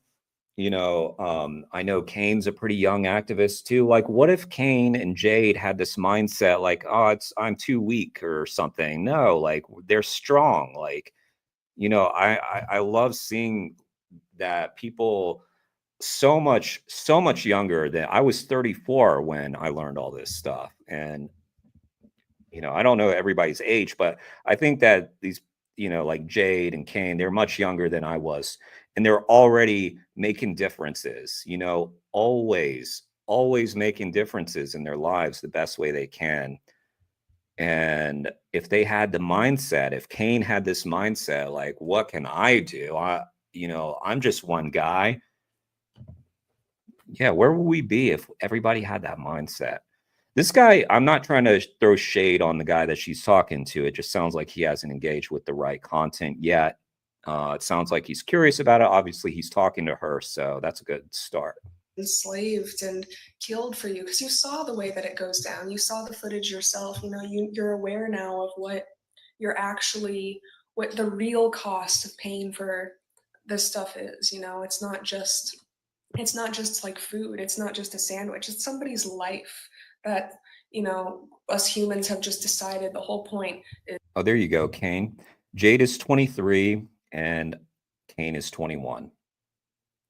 Damn. And you've been at it for a while, Kane. I know, at least a few years. So damn, like you've got such a head start on me, and you've already given like a speech in your classroom. You've done this incredible activism. I've seen you like with vegan gays. I've seen you talking to Joey. It's just amazing. And I know you've got stuff coming too. So is to be exploited and eventually killed. It's so messed up. Yeah, it really is. Yeah. I got one more question for you, right? Oh, I'm 40, by the way, if you didn't know that. I'm 40 years old. So I'm like double your age, Kane, and you're already kicking my ass activism wise. Like, I can't wait to see you, but I'll be old. I'll be in my 60s when you're 40, but I can't wait to see what you've done in those 19 years, Do you really I'm guessing, the perfect world for you will be, like no one will eat meat anymore, right? In my perfect world, yeah, everybody would be vegan. Everybody would take all sentient individuals into their moral consideration. And everybody would consent would be a main value for everybody. Like people wouldn't do anything to each other's bodies without consent, which obviously. I really like that she brings up the concept of consent too, because a lot of people start asking these questions like, well, wouldn't it be better if the animals had a life? Like if we weren't eating them, we wouldn't be breeding them into existence for this, but it's not, that's looking at it wrong. For them to be there, we've had to violate someone. Someone had to be violated to create all these animals without their consent. So that's the issue. It's, like, and of course we're breeding them into existence for a horrible existence typically. So, but yeah, but never get sidetracked from that. Like when people ask you like, well, wouldn't you rather have some life versus no life? It's not about that. If your existence was that your mother had to endure what these animals endure, you would say, no, I don't want my mom to endure that. That's messed up. Obviously, animals can't consent. Yeah. Felix, it's never too late to start making a difference. I started activism at 48. Regardless of the ultimate impact, you should act because it's the right thing to do. Exactly, 100%. Doesn't matter if you are 19, 20, 21, 40, 60, 80, you can make a difference now, it's a cliche. I realize I'm speaking in cliches right now, but the only thing that matters is now, and what we do from now on. Sorry to drop cliches on you. This turned corny. Let's get back to the video before I embarrass myself further. Well, do you think, it will ever get better for animals? I do think it will get better for animals. Do you know what the 3.5 rule is? Have you heard of that? I haven't.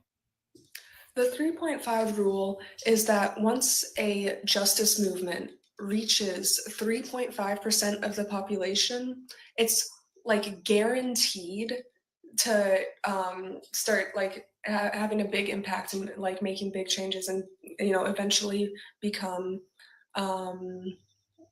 become a thing around the world. And that's been the same with like racial justice movements. That's been the same with like the women's rights movement. It's been the same with like all justice movements. So like we're actually a lot closer than a lot of people think with the animal rights movement. We're like halfway there. It's like between 1% and 2% of the population that is vegan. And that's why I'm doing these lives and having these discussions, because like I want to see 3.5% of the population go vegan in my lifetime so that this movement can really, really start to get moving. No, that's really Bravo. She's like, I want to see this in my lifetime. I'm not waiting around for other activists to do it. I'm not waiting around for society to do it for me. She wants to be part of this. respectable. Yeah, agreed. Yeah, so like what would be stopping you from like swapping out your meats for plant-based meats or swapping out your animal products for plant-based products? I mean, nothing's really stopping me, like at all. Yeah. Well, I would like highly encourage you to try it because it seems like completely in line with your beliefs and completely in line with your morals. There's also the first website that I have up on the screen, challenge22.com. This is a fantastic resource.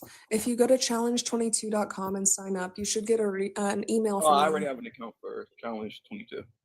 Oh, nice. Have you taken the challenge? Yeah. Well, I mean, I attempted. I ain't gonna lie. You what? Yeah. Yeah. Well, I mean, I attempted. I ain't gonna lie. Oh, attempted. Yeah. Awesome. Well, yeah, there's Challenge 22. There's also, I have a Discord server and it's linked in my link tree, which is in my bio. You're more than welcome to join and put any questions you have anytime. And there's plenty of vegans in there that would be more than willing to support you. Another great resource is like ChatGPT. I use ChatGPT all the time.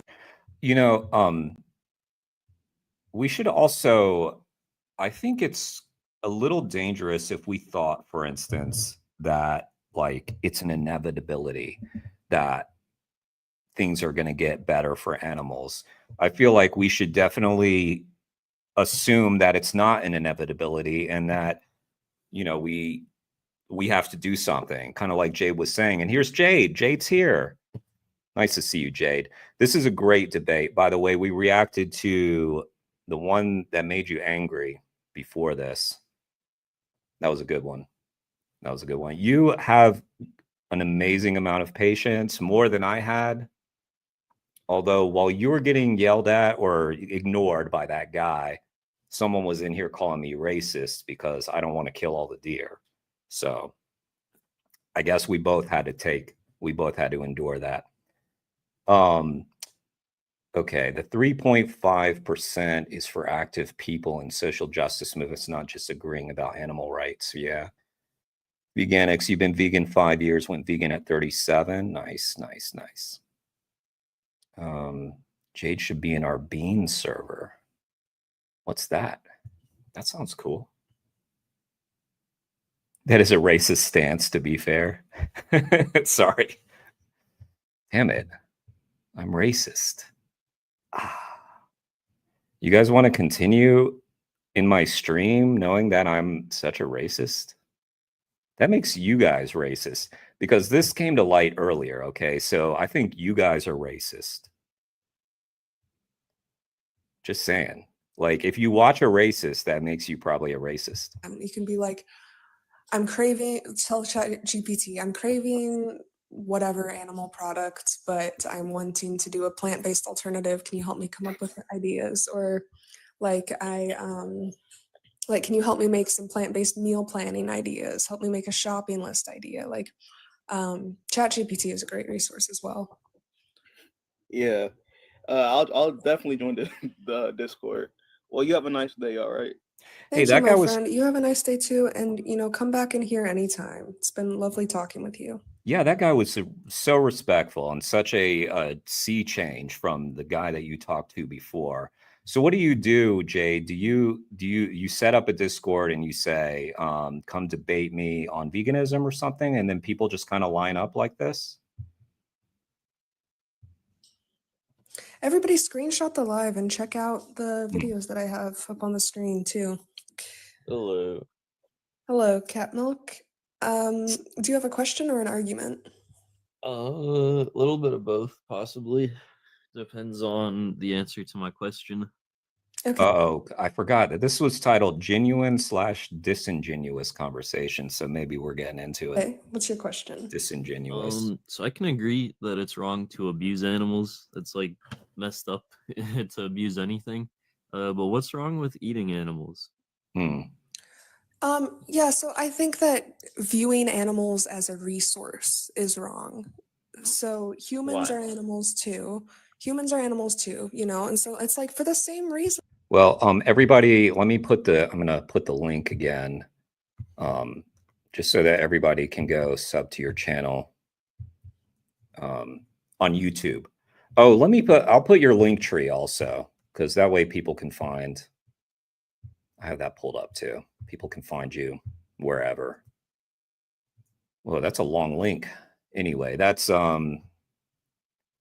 Jade's link tree, so you can follow her wherever she's That I at. think it's wrong to have a baby for the sole purpose to raise them to kill them.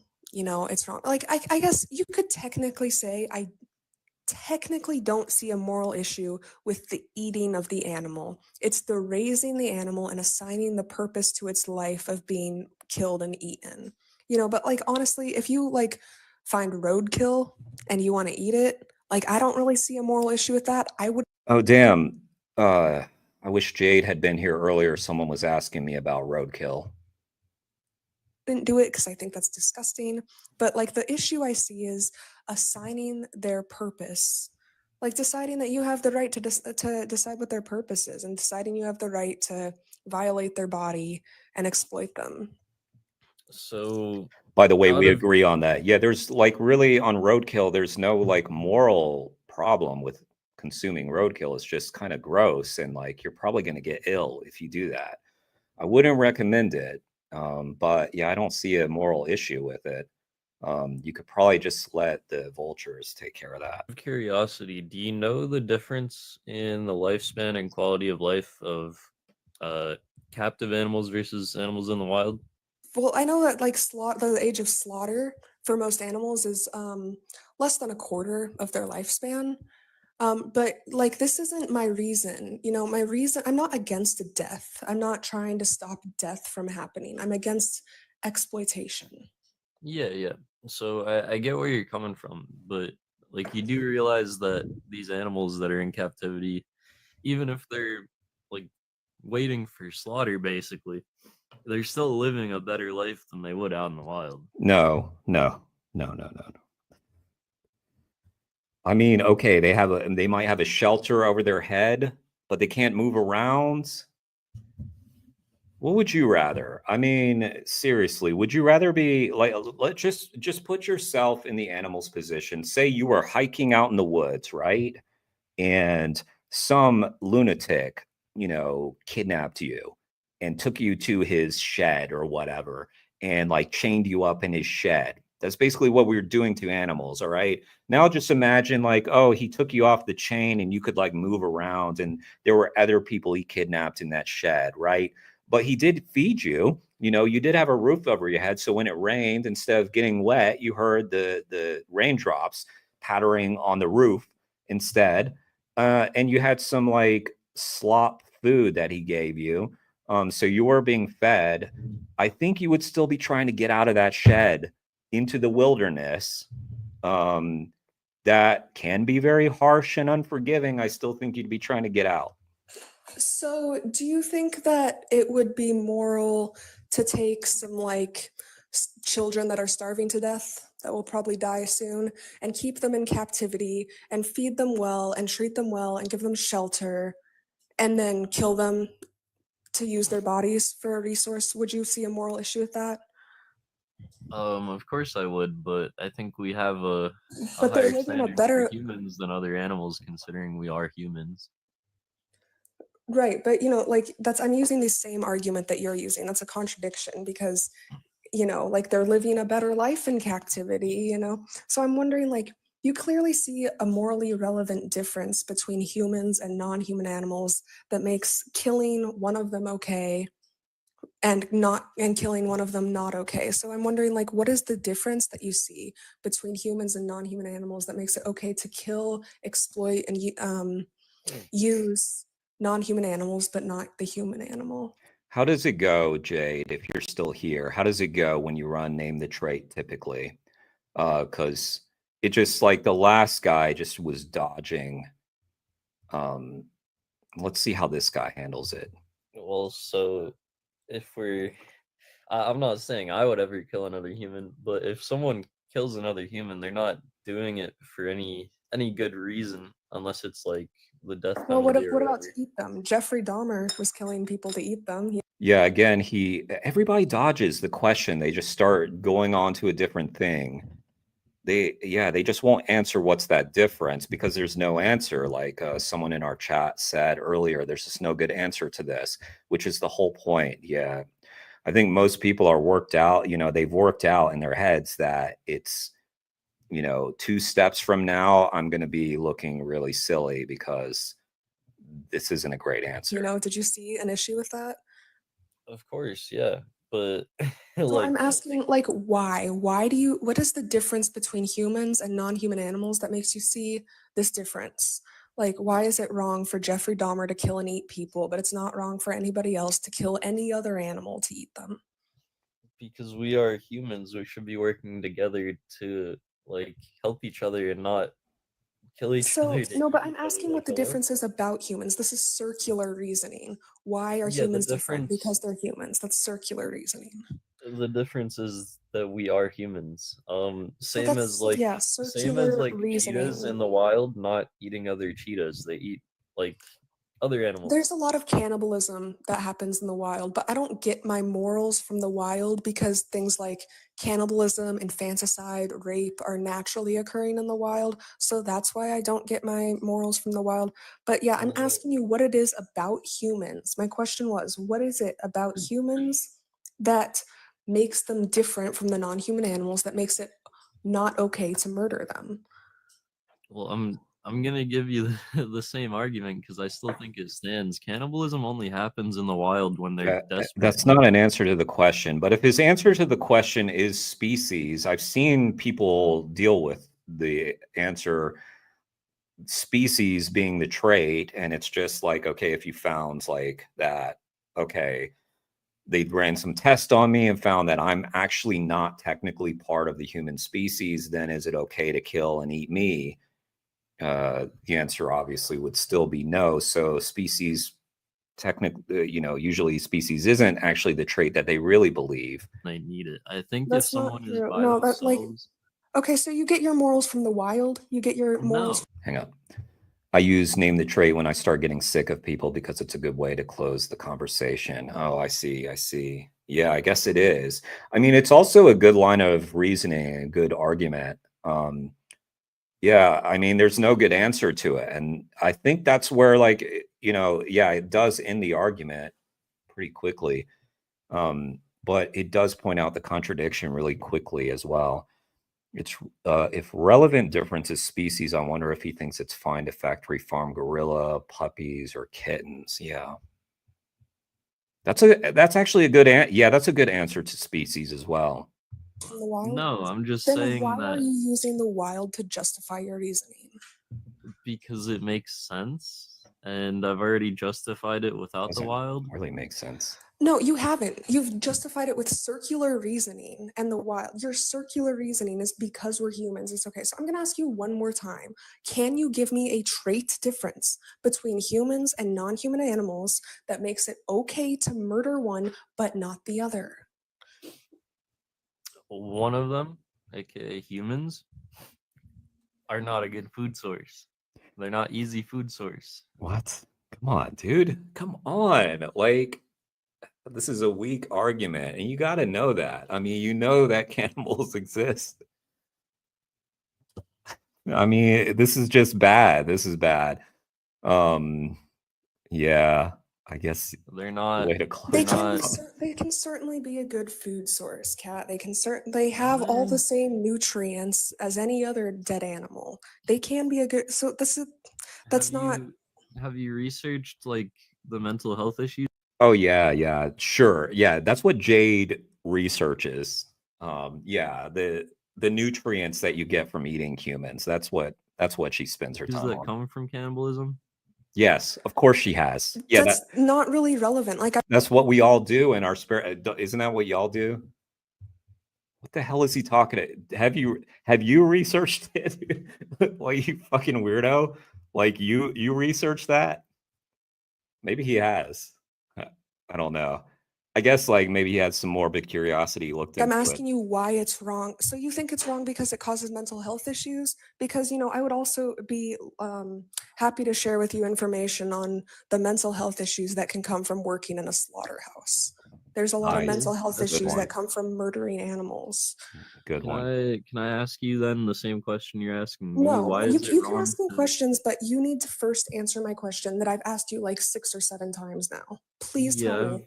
I've already answered it. I don't know how I can give you a different answer that will fit your criteria. So can you recognize that you're contradicting yourself by saying, "Oh, it's mental health"?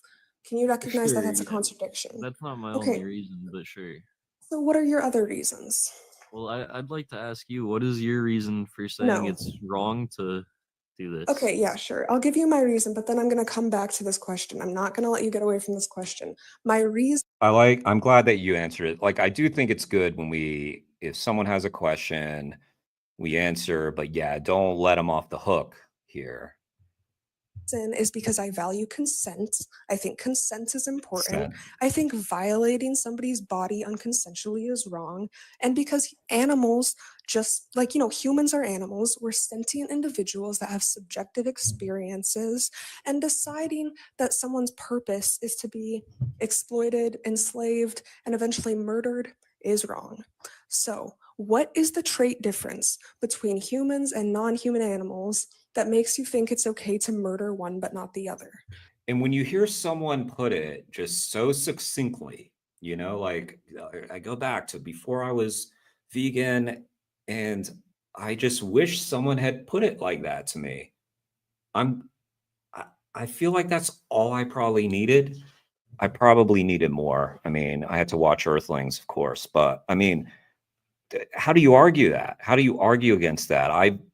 I don't believe in violating consent of beings, or exploiting them. Like, how do you be like, well, I do? You just look psycho. Okay. Sure. I'll give you some differences between humans and animals. He had to humans are himself more up for that. intelligent than most animals. Humans have opposable thumbs. Here we go with intelligence. Always the after the dodging, we get to intelligence. Humans have skin without fur. Okay, intelligence.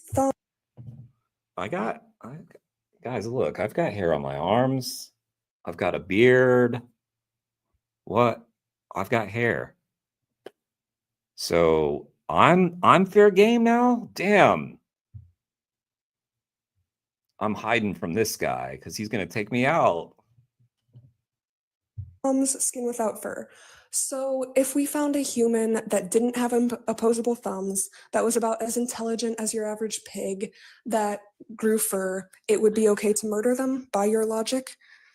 No, I'm not trying to give you reasons here. I'm trying to answer your question. Okay. Yeah, you're struggling to answer the question, Cat Milk. I've already answered it several times. That's the problem. No, you haven't. You're dodging it. Look, Cat Milk, I'm just really sick of going in circles with you, honestly. Okay, I'll give How you a about good this? Go watch Dominion on YouTube. It's the first point on the screen. You can screenshot the live so you remember what it's called. Go watch like 10 minutes of Dominion on YouTube, and then you can come back and I'll continue this conversation with you. But Yeah, I mean, because honestly, if you watch 10 minutes of Dominion, you got like it's like a 4 minute monologue, I think, and then you get right into the pigs. I usually tell people like if you can get through like 20 minutes of it, but yeah, 10 minutes, I mean, you're already seeing the stuff. But you get to like, and I've done this so many times. This is why I know the minute marker and everything. But because I really want people to see the gas chambers, I want people to see the egg maceration, which comes in at about 22 minutes. So I'm like, if you can watch 20 up to minute 23 of Dominion, then we can have this discussion because like then we're on the same plane. Now we understand things together. Like we understand what we're talking about. Not that I shove off debate with people, but I really just think once you see that, I mean, do you really need another 90 minutes to tell you this is wrong? I mean, it's definitely good to watch, inform yourself the best you can. But I mean, I swear, like, I don't know at what point of Earthlings I had turned vegan. I mean, but I probably was sold by the end of the monologue because I was someone who, you know, in Earthlings, they give you that monologue about comparing things to slavery, the Holocaust, women's suffrage, all those things, all these things that I was concerned with prior to going vegan, and it just wrapped it all up together. And what could I do at that point? Like, just be a complete hypocrite. I'm gonna move on to the next guest. Okay. I do have one question. My name is Thomas. Hi Thomas, what's your question? All right. I hope he did go watch that and then come back. I understand what you're trying to say. With the slaughterhouses, stuff like that, right? Wait, can you repeat that? Sorry. I didn't hear I understand what you're saying about the slaughterhouses being inhumane, and yes, I agree with that. Me personally, I am a hunter. As a hunter, I feel about wild animals being humanely taken for food. Okay, so do you know what humane means? Not painful, swift. So humane actually means with compassion and benevolence. So there's So, dude, already this conversation is painful. So you're not being humane to us right now because already this is painful. Be humane. actually no humane way to kill somebody that does not want to die. It's an oxymoron, humane slaughter. And you know, if you shoot an animal, that's not painless. You know. Hang on, let me read this comment. Felix, an activist invited her father to a public screening of Dominion. He sat through the whole thing and wasn't swayed at all. He was incredibly arrogant, still arguing in favor of eating animals. She was in tears afterwards at his complete indifference. Yeah, I think that would be tough because I feel like that's a sort of a character test. Yeah, I don't think I could look at a person the same way. And if that was my father, after watching Dominion, like just 2 hours of complete brutality, it's a bloodbath. If you guys haven't seen Dominion, I'm sure most of you guys have seen Dominion. Or no, like you don't need to see it. You know, most of you don't need to see it, but yeah, it's a bloodbath. I mean, to turn a blind eye to that, or that would be really tough. I'd be really upset too. I mean, I wouldn't be upset if, like, I would be upset, honestly, if someone didn't even change from that. But I would be more upset if they were, like, arguing it. Because I do know people who have watched Dominion and haven't changed from it, but it's really made them think. And sometimes that's the best that we can do in that moment. And what can you do? But, you know, like, yeah, I'm sorry to your friend. Is that a friend of yours? A friend of yours who had that happen? Very heartless. Yes, that's all true. As a hunter, most hunters, we do feel bad for what we do. bro, we do feel compassionate of what we do. Well, if you feel bad for what you do, just stop doing it. That's your body telling you, your mind telling you, I shouldn't be doing this. We try to respectfully take the game without causing unnecessary suffering. What's a respectful way to kill somebody? Well, usually what we do, we shoot them in the heart.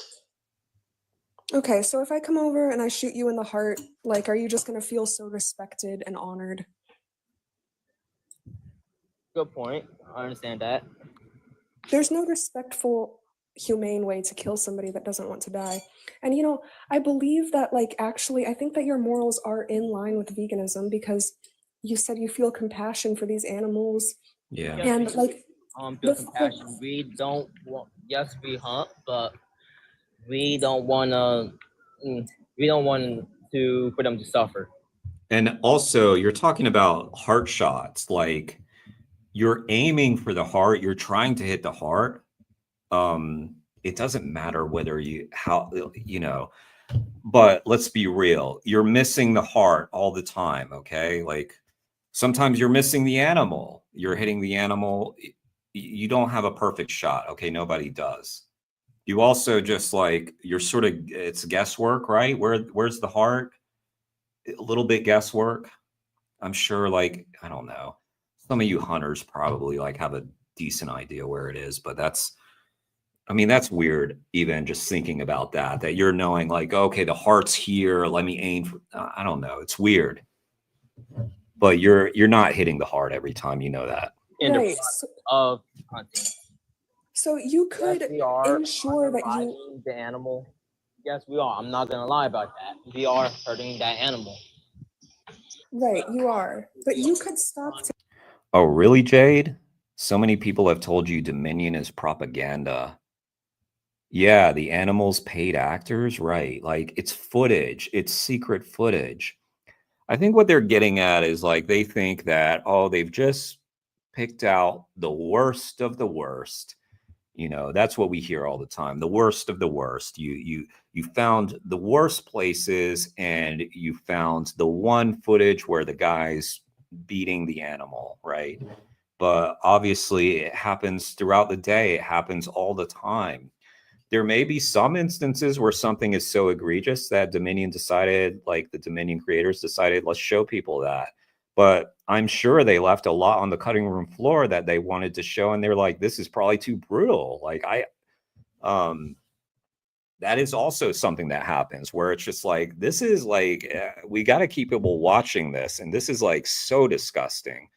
Now, Dominion is so brutal that I don't know.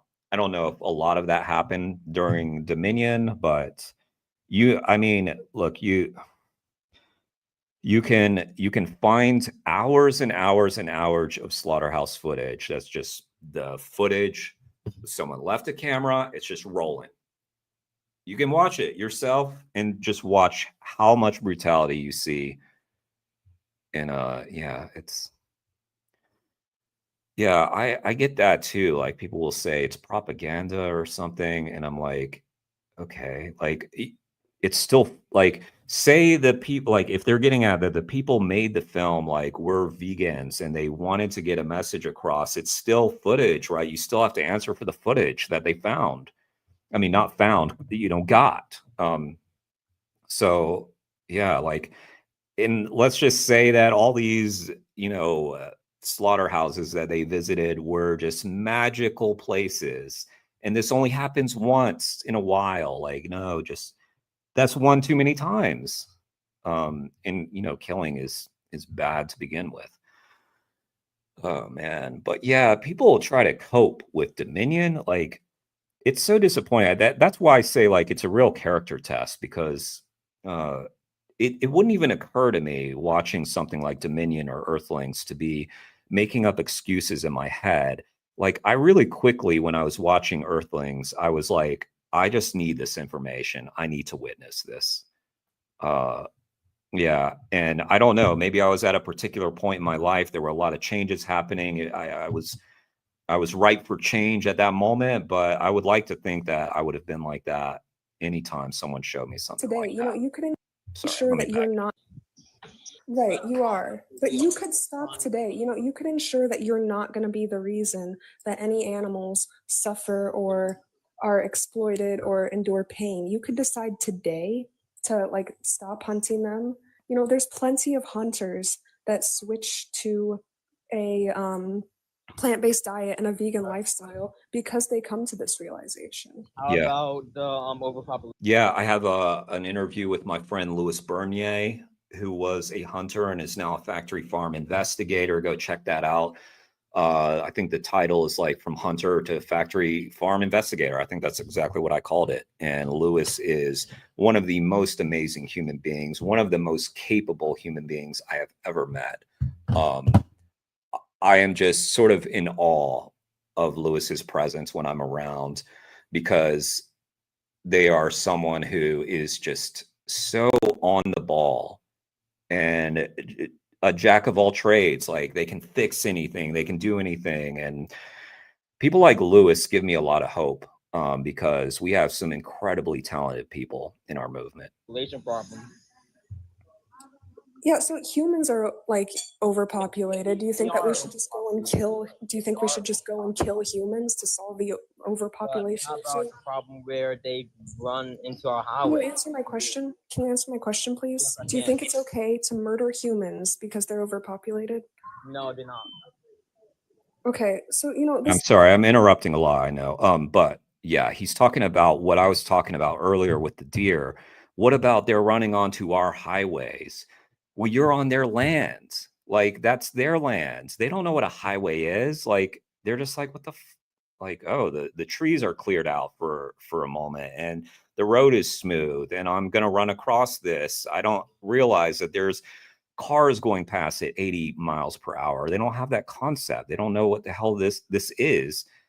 So we are the ones who encroached. We are the ones who encroached on their property, and we've squeezed them out so much that they don't know where the hell to go. So they're searching out for where they can go. It's just, it's so speciesist, this line of argument. Yeah, we've got to go shoot all the deer because we squeezed them out of their land. Oh man, just like such a supremacist mindset. I'll repeat, I love seeing deer. I don't care how many, like, if there's a billion deer, I want to see them. I am fine slowing down on the road, knowing that there are deer around. I don't understand what's the problem. I'll slow down. I'll say, oh shit, there's a deer. And then I will marvel at the deer running past. They're so beautiful.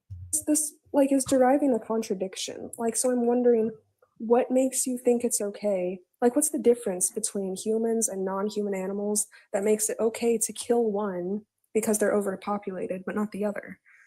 So you're saying both humans and animals should have the same rights as, well, should be equal, if you will. Wait, but why? Like, I'm not asking about laws. I'm not asking about any of that. I'm asking like. I'm not saying laws. I'm saying you basically asking me that, say, why can't both humans and animals actually be equal? I'm not asking. I'm not asking that. I'm not asking that. I don't think that humans and non-human animals are equal. I think we're very different. But I think that I don't see a morally relevant difference between humans and non-human animals that would make it okay to violate one's body but not the other. And you know, I feel like you do see a difference between humans and non-human animals that makes it okay to violate one's body but not the other. And I'm wondering what that difference is. I don't see a difference. You don't see a difference. So no, they're not. So do you realize that, like, in order to stay consistent with your position, you would have to either be okay with killing all animals for food, including humans, or killing none of them for food? Right. And dogs and cats and dolphins and hippos and elephants and all the animals we pretend to love, right? Or do I see where you're love. going with this. Because yes, you're right. Human is actually meat. another animal could kill us. Is this guy like talking to you in an arcade or something? It sounds like there's a game in the background. And use us as meat as well. Hearing in my headphones. But if say we do get rid of hunting, how could we protect our roadways from the animals getting hurt? How can we protect the animals from the cars? Slow down. People as well, because there's speed limit. Slow down. You're driving through territory. That's why they put up this sign that has the picture of the deer. You've seen that, I'm sure. Actually been incidents where vehicle a lot of noise, and that person inside lost their life. Right, but right, but that's not the deer's fault. You see, that's not the deer's fault. It's our fault. And it's tragic, of course. I'm not trying to downplay that, but that's not the deer's fault. How can we solve that problem? Yeah, so there's other ways. You know, the main reason that deer are being pushed into human spaces, they're not actually overpopulated. It's just that their habitats are being destroyed. So they're being pushed into human spaces. And that's why this is happening. And like mostly because of all of the agriculture that we have going on. We have so much agriculture going on, specifically because of like animal agriculture. Because it's not just the animals that we're farming. We're farming so many animals and it takes up so much space. We have to grow a lot of food to feed all of these 92 billion land animals that we are annually forcing into existence to kill. So basically, that was a great point, Jade, bringing up the huge amount of land that we're using for agriculture, for animals, and the feed for the animals. That's like, I can't remember what, but it's like 3/4 of like the planet or something. I mean, of the land mass of the planet. Do you think we should have more stricter conservation laws with the environment, with the trees, that sort of stuff? Of course. And habitat. Yes. I think that if the world switched to plant-based, which is not going to happen overnight, but if the world switched to plant-based, the deer would have their own habitats returned to them, you know, and they wouldn't have to be like crowded into these human spaces. Right. And you know, there's other solutions for the deer. Yeah, like the conservation law. Of course we should do that, but those are kind of like band-aids, like Jade was saying. If we just had a vegan planet, then we wouldn't need all this land. So as long as we need all that land because people are eating animals, there's going to be conflict between the people who want to conserve the land and the people who want to grow the food and the people who want to pay for the food. So instead of like passing these laws, which I am in favor of, obviously, I would love for there to be laws to conserve more land. Yeah, it's sort of a band-aid to the problem. I think that there's other solutions for the deer, and we could pick. What? How about all the hogs that's destroying the plants? Because again, I 100% agree what you're trying to say. I'm not against it. I want to have a respectful conversation. How would you protect the crops from the hogs? What I'm saying that is, if the pigs destroy the crops, then there will be nothing for the deer to eat or us. It's frustrating because it's like all Jade is trying to say is maybe we ought not do this to animals.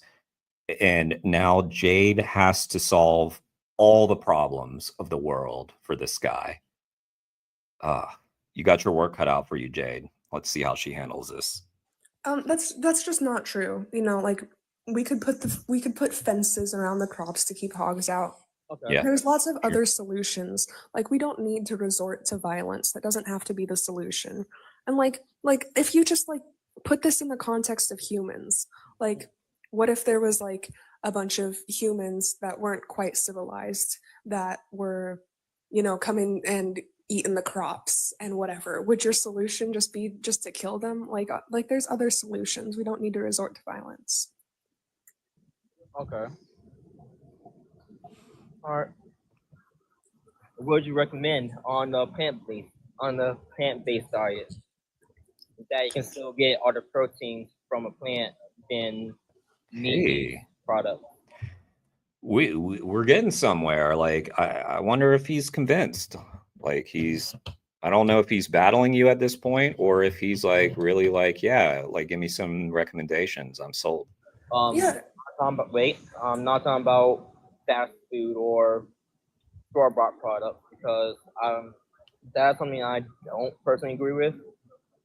Wait. Yeah, you don't agree with store-bought products? Like,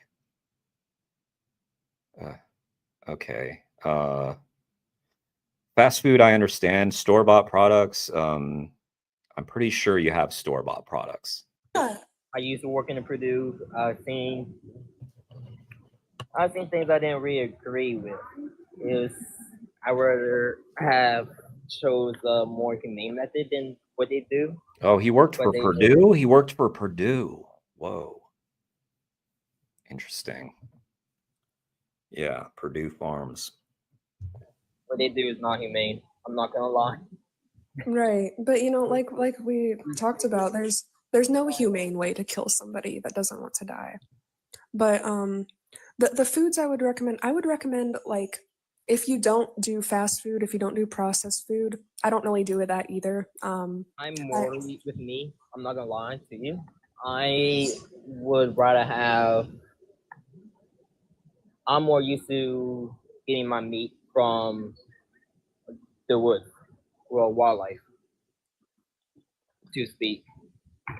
Yeah. Right. But you know, you don't need to eat animals to get your protein. You can survive and thrive on a plant-based diet. Like, you know, you can get all the protein you need from plants. That's where the animals that you're hunting are getting their protein from plants. That's true. That is true. Yeah. And you know, like the cheapest foods on the market are already vegan, so you'll actually like save a lot of money if you go vegan because the cheapest foods on the market are like beans, rice, grains, legumes, pasta, potatoes. Already vegan. I eat rice. Beans and rice, like that. Like I don't have a lot of money right now. I'm on a strict budget, so like beans and rice is a staple for me. I eat beans and rice pretty regularly. I eat pasta pretty regularly. I eat potatoes pretty regularly, which is, you know, which is super healthy. It's good for you. So, you know, like I love a good Beyond Burger, and they're actually getting healthier. They've got the avocado oil now. So like they're getting better and better and more healthy. But those are like a bit of a pricier item, just like a steak or a burger is a pricier item, right? Like typically for those types of things. But yeah, you could just, I feel like people kind of forget the price of a can of beans when they go down the shopping aisle. Like it's like, I see them for like under $1 all the time. Like they're like 89 cents or 79 cents. You can get all the protein you need from plants. At like Whole Foods, you know, like Whole Foods. Those have all 9 essential amino acids. Beans and rice has all 9 essential amino acids. Pasta and peas has all 9 essential amino acids. It's really not very hard at all to get all of the protein that you need. But like also, if you want to try out a plant-based diet and you want extra support, the first website that I have on my screen, challenge22.com, if you sign up for Challenge 22, you should get an email from them by like tomorrow. And they like kind of help people ease into trying a plant-based diet. And they can give you like meal planning ideas for like to help you meet all of your nutrition goals. They have registered dietitians on the team that you can talk to if you'd like to speak to a registered dietitian, and like all types of recipe ideas, shopping list ideas, and alternative ideas. Jade, you're doing great work. I'm glad that you're reaching people. Like so far on my channel, like it's mostly animal rights activists, I think, streaming. Every now and then I'll get the troll that calls me a racist, but I love that you've got all the information for people right there on the screen, whether it's Discord, TikTok, whatever you're doing. It's so great, and you're reaching people who need this message. So kudos to you. So I definitely recommend checking that out. If you want, you can screenshot the live so you remember what it's called. That'd be great. Let me ask you another question on your opinion. Oh, and by the way, I wasn't saying like I don't love that all the animal rights activists are here. Like I love it. you know, actually the trolls annoy me sometimes, but I do wish they would come in more. I wish that I had more of the non-vegans coming in engaging. But if you're just going to call me a racist because I don't want to kill deer, I don't know what to do with that. I can't really seriously engage with that. Already, Fish and Wildlife have different laws, especially punishment for poachers. Whoa. Poachers are. You started doing this less than a year ago, but you've spent hundreds of hours doing it. Nice. So you're brand new to this. Hey, same. Like my YouTube channel is about 6 months old. So I'm brand new to YouTube. Not brand new to activism. I've been an activist for like 7 years now, but yeah, that's awesome. You're good at it too, and you have the patience for these guys to an admirable degree, honestly. And I mean, honestly, it's a good balance that you strike of cutting it off too, because I do think you could spend a lot of time wasted, like with the last guy that was like just dodging everything you asked. That would have been a waste of time probably if you kept going and going. So it's smart and good that you kind of know when to cut them off too. Those who actually disrespect the animals. And Right. Well, you know, I think killing an animal in any way is disrespecting them. Well, they throw it to a whole different level. They don't eat them. They just kill them for fun, and that's not right. And that's also against the law. What regulations would you like to see in place to further enforce people who hunt illegally and basically disrespect other animals, like to a whole different extent? Right, but well, first I want to emphasize that I don't see a morally relevant difference between killing an animal and eating it and killing an animal to use its tusks for ivory. You know, I don't really see a Another moral. problem with poaching. Poaching also hurts us as people because there are several instances where poachers actually shot into someone's home. This is the same could be said about hunters, my friend. Do you realize that hunting accidents happen too? Yeah. Right, but that's not really an accident. Yes, it is an accident, but it's something they was doing illegally. I don't want to go hard on this guy because he's seriously engaging and he's being respectful and he seems pretty cool, but God, he's taken us down some side paths that we just don't need to be going down. What I'm trying to say to help stop that problem from people from getting hurt by other hunters, what rules would you like to see enforced, and what rules would you like to see added? I bet you do get mad, Jade. I got mad with your last conversation just listening to it. That was painful. The one that your video was vegans pissed. The other video. Yeah, that was frustrating. He was making me mad. I was about to cut him off. I was like, just stop. Well, yeah, I think that there should be more laws protecting. More like something similar to this. What do you call it? Now he wants you to pass laws about hunting. How firearm regulations, stuff like that. Something similar to that. What would you like to see happen? You know, I would like it to be strongly enforced that violating anybody's body is not allowed, whether it's for poaching, whether it's for hunting, whether, you know, for whatever reason. I would like it to be strongly enforced. I don't have all of the solutions. What we like to see. That's what I'm asking, because yeah, I would like to see it strongly enforced, and I would like actually help this get into place. Yeah, I don't have all of the solutions. You know, more of my prerogative is working towards getting people on TikTok to decide that they are not going to take part in the animal exploitation. I don't use TikTok in this way. Like, I didn't even know this happened on TikTok. That's cool though. Like, I just make little clips. I throw them up on TikTok. They always get shadow banned. Like the last one I made, I get so annoyed with TikTok. Like, they're so weird about animal rights stuff. Like sometimes my videos that I post on there, and they're always like clips to promote the interviews I do. Sometimes they'll like pop off. Like I only have like 100 like followers on TikTok, but some of my videos will get thousands of views. And then others I'll post on there and they'll have 0 for like hours. And I'm like, okay, clearly this one got banned, shadow banned for some reason. It's like my last one that I did with Chris Hines. It was like, it was so innocuous. It was all footage from the BBC. And I'm like, what's the issue with this one? It was like a funny one. It was like him like dealing with this hostile interviewer, and it had some of the footage from their report, which was just farrowing crates. It didn't show any blood, any gore. It was just pigs. And yeah, I can't figure out this stuff. It's so frustrating trying to get this message out in a strong enough way that gets around the weird rules that we have to follow. But yeah, I didn't even know like they had like ways that you could debate and stuff. Because ultimately it's like all up to us. Once we all decide that we're not going to exploit TikTok animals, is that very exploiting animals annoying. is wrong, then the problem will cease to exist. You know, I don't usually say shut the fuck up.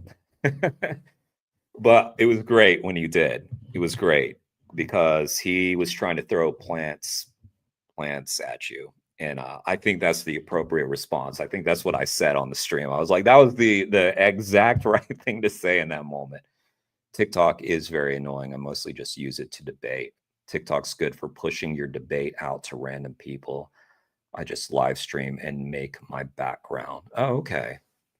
So it sounds also like kind of low, like a minimal amount of like work that you have to do before you get started. You just make your background, then you get started, and then you've got to deal with all these people. But you know, that's good.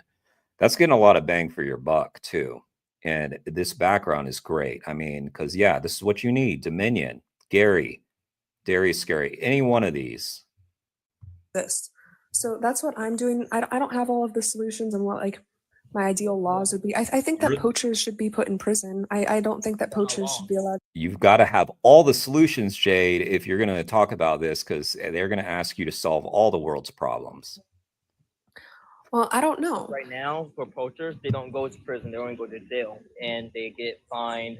I mean, they it's lose not her license. problem, dude. Like, But yeah, I believe it should be more it sucks. strict on poachers. Yeah, because of course, but poaching also harms marine life. sure. But what's Jay going to do about poachers in Africa? I mean, come on. Like, it's such a diversion. Again, he's cool, but okay. Becomes harmful to other people around us. Right, but you know, fishing harms marine life more than anything. Right. You know, and I'm just against fishing. I'm just as against killing any animal. Like it's all the same to me. Like just like how like it doesn't really make a difference to me. Like Jeffrey Dahmer killing his victims to eat them, or any other serial killer that kills the victims not to eat them. It doesn't really make a difference to me because I think that viewing these individuals as resources is wrong, and they deserve the right to their body and not have their body violated. How would you like? You've done it while laying in bed. Well, that's, you know, that's a good point. Like the guy, so at the end of your last video, the guy was saying, you know, I don't have it in me to do the activism. Remember, like it was that nice vegan who came on. It was just like, I don't know how you deal with this. And yeah, you're like, sometimes I'm just like laying in bed and I'll just like start debating. Yeah, but you had a great answer for that guy. Like you can do any kinds of activism, you can do stickering, you know, you can yeah, I was talking about you could wear a t-shirt, you put a bumper sticker, you can do stickering, you can do all these passive forms of activism as well. And then he was like ended up being a sanctuary person. So I'm like, to me, that is already activism. Like you're the like some of the most important, like the sanctuary work. To make poaching a federal crime instead of a misdemeanor or a felony. Yeah, I think that would be great. But you know, like the issue that I see is deep ingrained in our society. You know, like we are raised to believe that animals are resources. Ooh. And it's perfectly legal to like work at a slaughterhouse and slaughter like maybe hundreds of animals a day. Yeah. And like that's the real issue I see with humans viewing animals as commodities that can be exploited. Good point. Yeah, I like that. NILF. Sorry, you're forever gonna be NILF now. No injustice. Sorry. Right on paper money. That's a good idea because a buck gets around, doesn't it? Yeah, that buck's gonna change a lot of hands, and everybody's looking at that dollar. That's a smart idea. Yeah, it's like it's just thinking of like ways to get the message out, being creative. Yeah, and I'm one of those people, like, I believe in doing anything. Try any form of activism is better than doing nothing. So if you're not feeling it, right? Like, and all you've got in you is like to hand out a leaflet, or if all you've got is to wear the t-shirt or whatever, like, it's still better than nothing. That's true. Especially with the stuff they give the animals these days. You prefer NILF? Okay. It's actually making us sick. Yeah, in fact, we already had a meet. Kane fell asleep. He definitely fell asleep.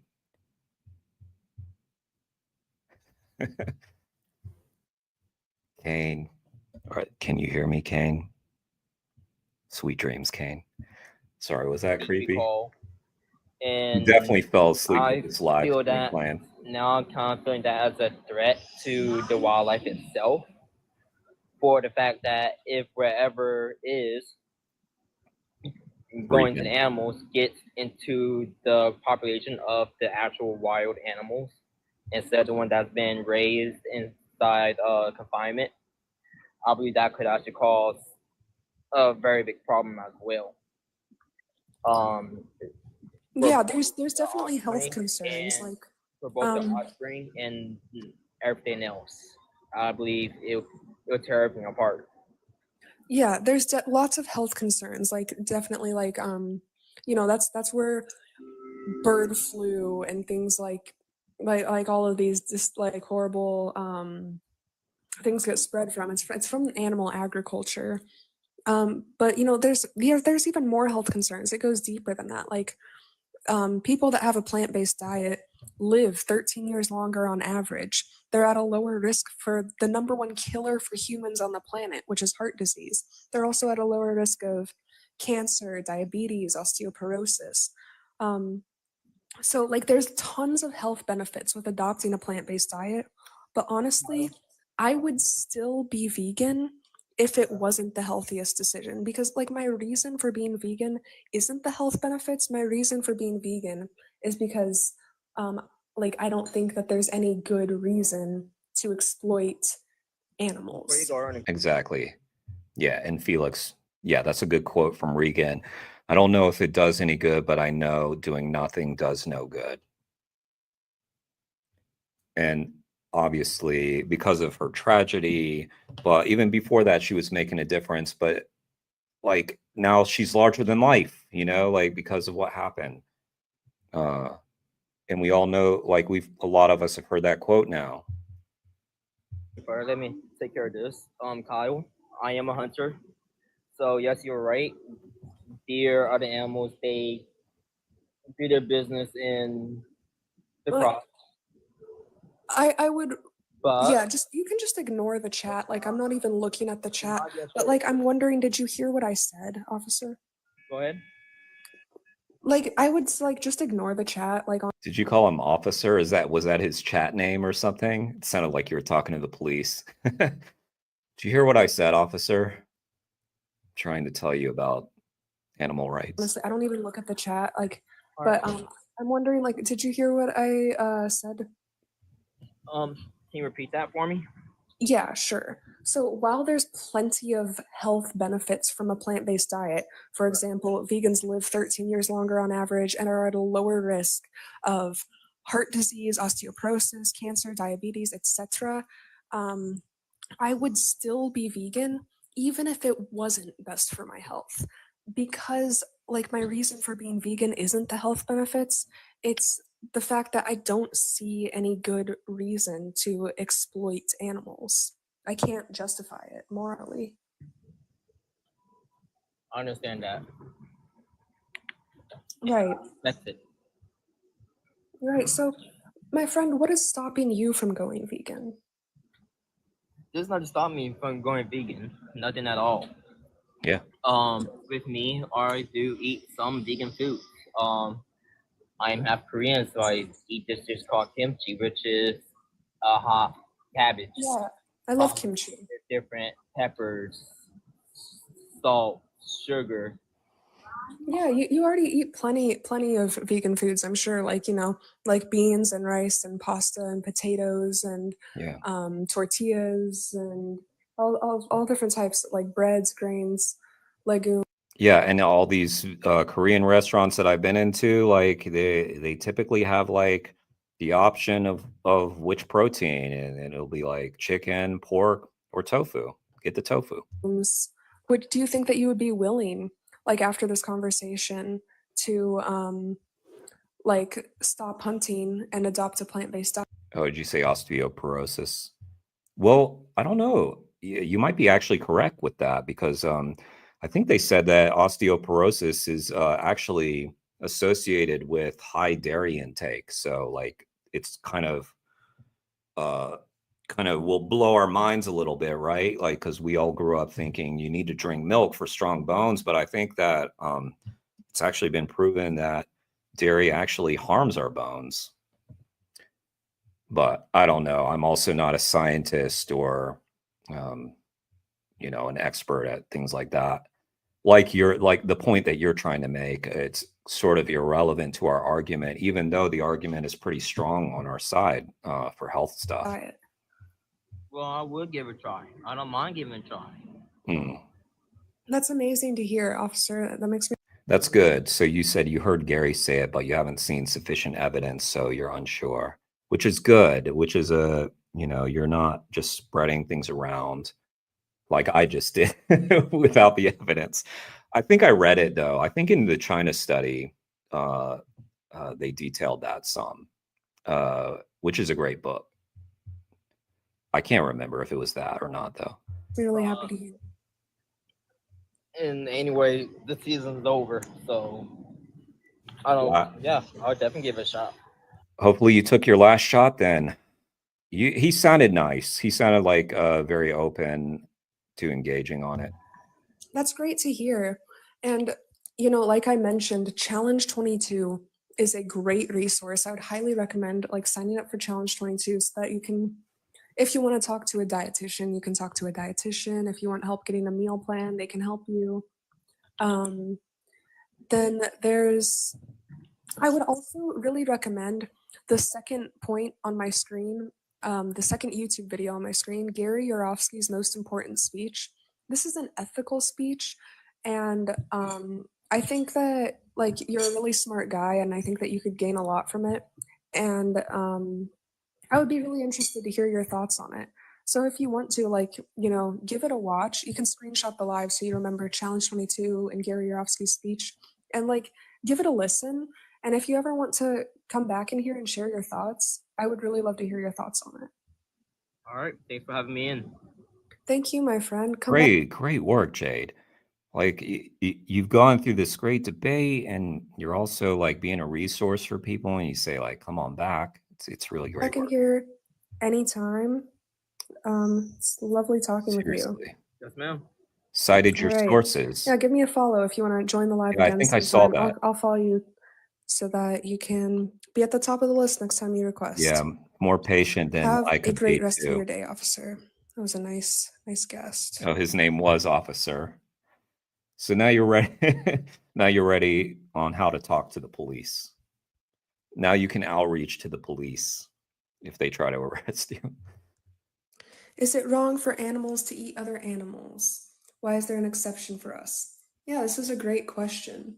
So I do think it's wrong for animals to kill each other. But the thing is, I also think it's wrong for animals to commit infanticide and for animals to rape each other. But these are things that happen in nature because animals don't have moral agency like we do. We're moral agents. So that's why I don't get my morals from nature. Hello. Hello.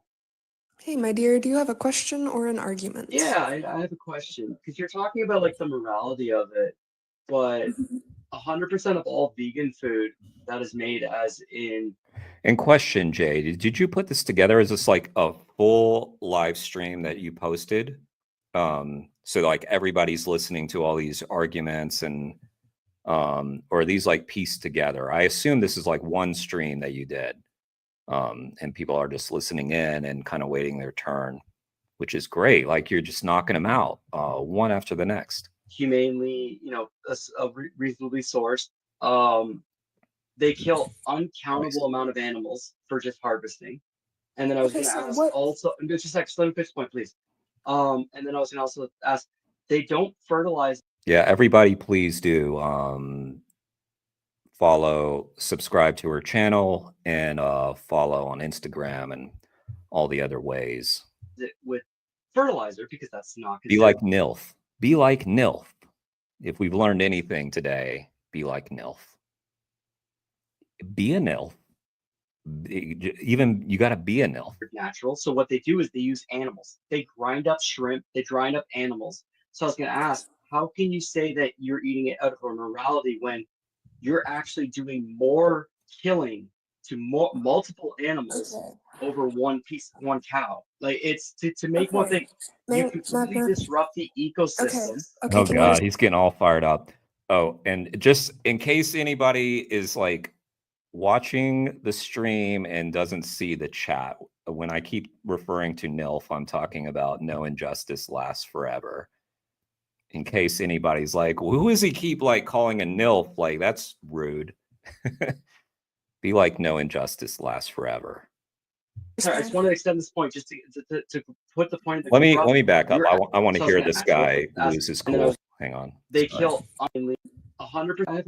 So don't have it my moral. This was long. Hey, my dear, do you have a question or an argument? Yeah, I have a question because you're talking about like the morality of it, but 100% of all vegan food that is made as in humanely, reasonably sourced.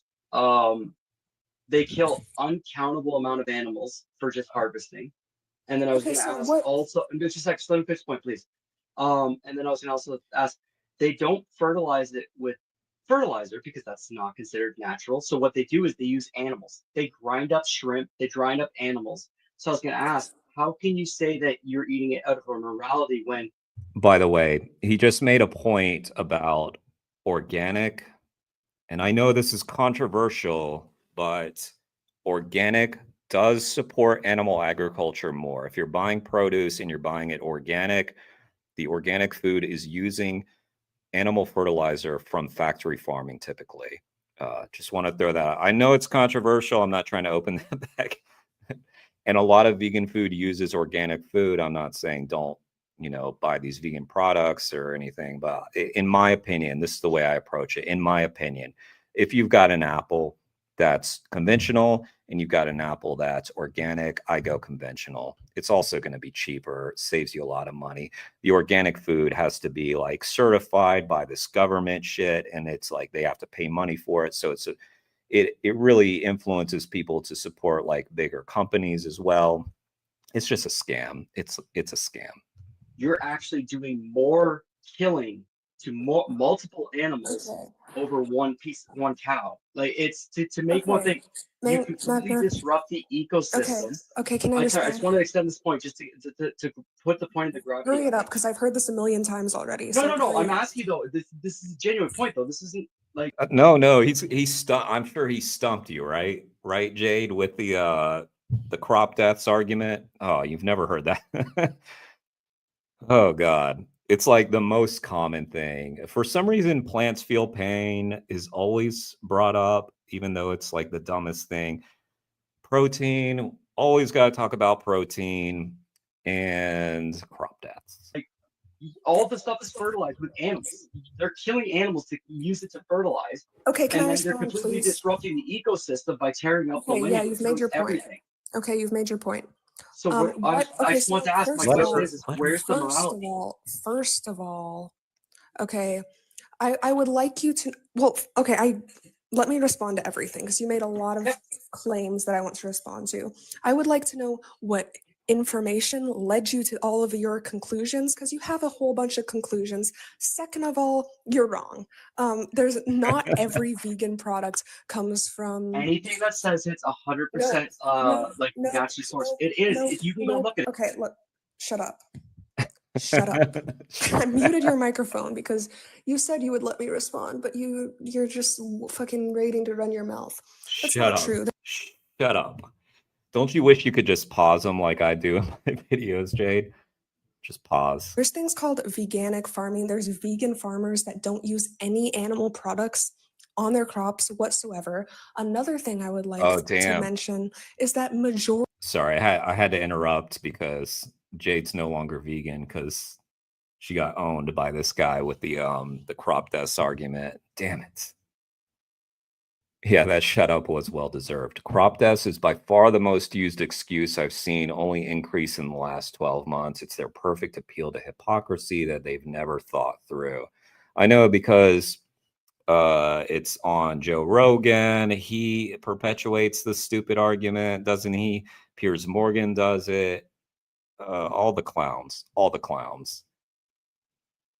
And how many times do we have to debunk this? It's, oh man. But everybody listens to these, like who? Man, I know some people watch Joe Rogan for other stuff. I can't take anybody seriously that is this bad on animal topics. Majority of the crops that we're growing are being fed to the 92 billion land animals that we annually force into existence to for products like meat and cheese and shit. So like, if you want to significantly reduce your crops, this is in favor of going vegan. But yeah, I would like you to cite your sources. What source brought you to the conclusion? Rogan. Joe Rogan, right? It's going to be Rogan. Ted Nugent. % of vegan products use ground up shrimp and stuff. What information led you to that conclusion? It's a good question. One other thing I wanted to mention. Some crops do use animal secretions, but that's because we have so much animal waste from all of the animals that we are farming. We have to do something with their shit. So we put it in the crops and whatever, but that's because we'd have to do something with it. There's so much animal waste. Yeah, but they do get money for it. The organic farmers are like buying that, so it does like indirectly support when we buy organic. I'm not saying it's a huge amount. Again, I'm not like militant about this, but I think it's important for people to know that because a lot of us, myself included, would have thought back in the day like the right thing to do would be to buy the organic. I feel like I was lied to back in the day on many fronts, and I think organic is one of those things. But yeah, so do you want to respond to all those questions? First, cite your sources for your wild cite your damn sources. And before that, let's get Nilf's comment. So many memes people make for it by all trolls. There's a new one every day, and nobody cares about the rebuttal. Just making vegans look like hypocrites, disingenuous to the last. Yeah, I agree. I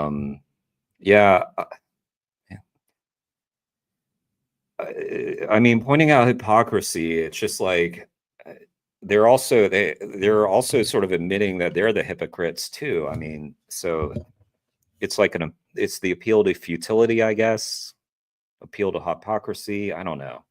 What sources led you to all of your conclusions that you came to, scholar? You can unmute. Jade's gonna be like, "Shut the fuck up, Jeremy." I'm gonna be getting that now. Yourself to respond. Yeah. I say I have scholar-reviewed and peer-reviewed articles on things. You're posting what people are just posting online. Okay, can you name one? This stuff is good. Name a source. So Jade, so like for instance, I can't give you a hard concrete like sheet about that, but I can tell you like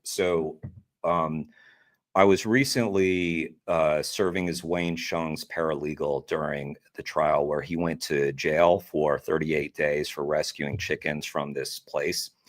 And one of the things that this particular farm was doing, they were a chicken farm and they had like conventional chickens, they had organic chickens, same facility, just different sheds, right? Different sheds. And they were very, very proud of the fact that they were collecting the manure for the organic farmers. So this is one of the things that they were saying that, and it is just a fact that they, this is a product that is purchased. So like this was just very interesting. This took place in Sonoma County in this particular farm. The owner of the farm and his lawyers just kept talking about, we've got solar panels on our farm. We do organic farming, and like everybody was meant to be like, oh, sorry, like we shouldn't have.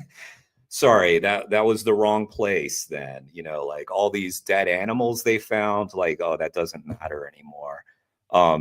Yeah, I wouldn't recommend like going down like a deep rabbit hole about organic.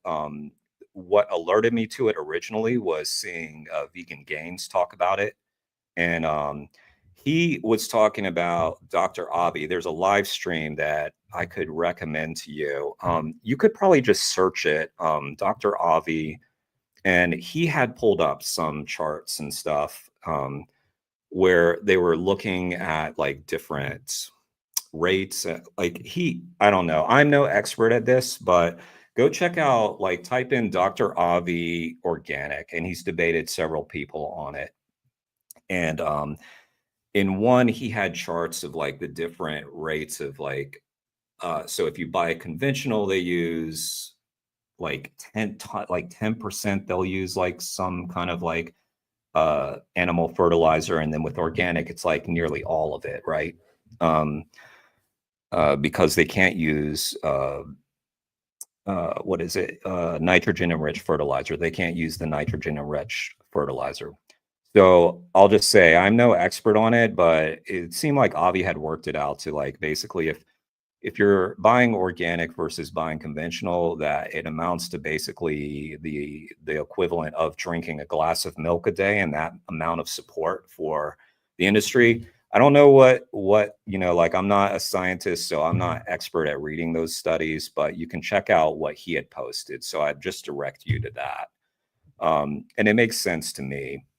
I also just feel like I was getting scammed. Like, for instance, like back in the day, like before I went vegan, I was like all about organic food. Everything had to be organic, this, organic, that. I remember my I lived in DC for this year, and my girlfriend at the time must have been so annoyed because like everything had to be organic. We would go to these like farmers markets, and yeah, like we would get it's so cringe now that I talk about it today, but we were like getting the Amish yogurt from the guys who drove down from Pennsylvania, and I felt like, oh, I'm doing such a good thing.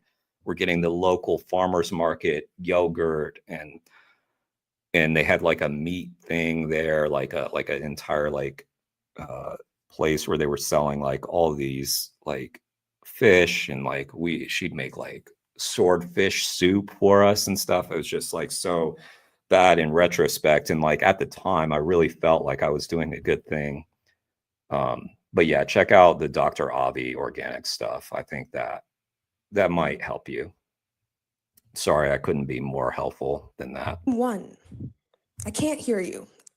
Can't hear you. He's doing a quick Google search. Name one source, please.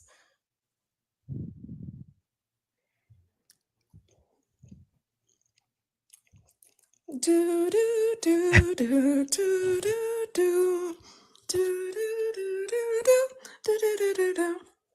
Waiting for a single source to support one of your many, many, many claims that you made. Where'd he go? I hope he was listening to what I was saying. I'm just waiting to talk more.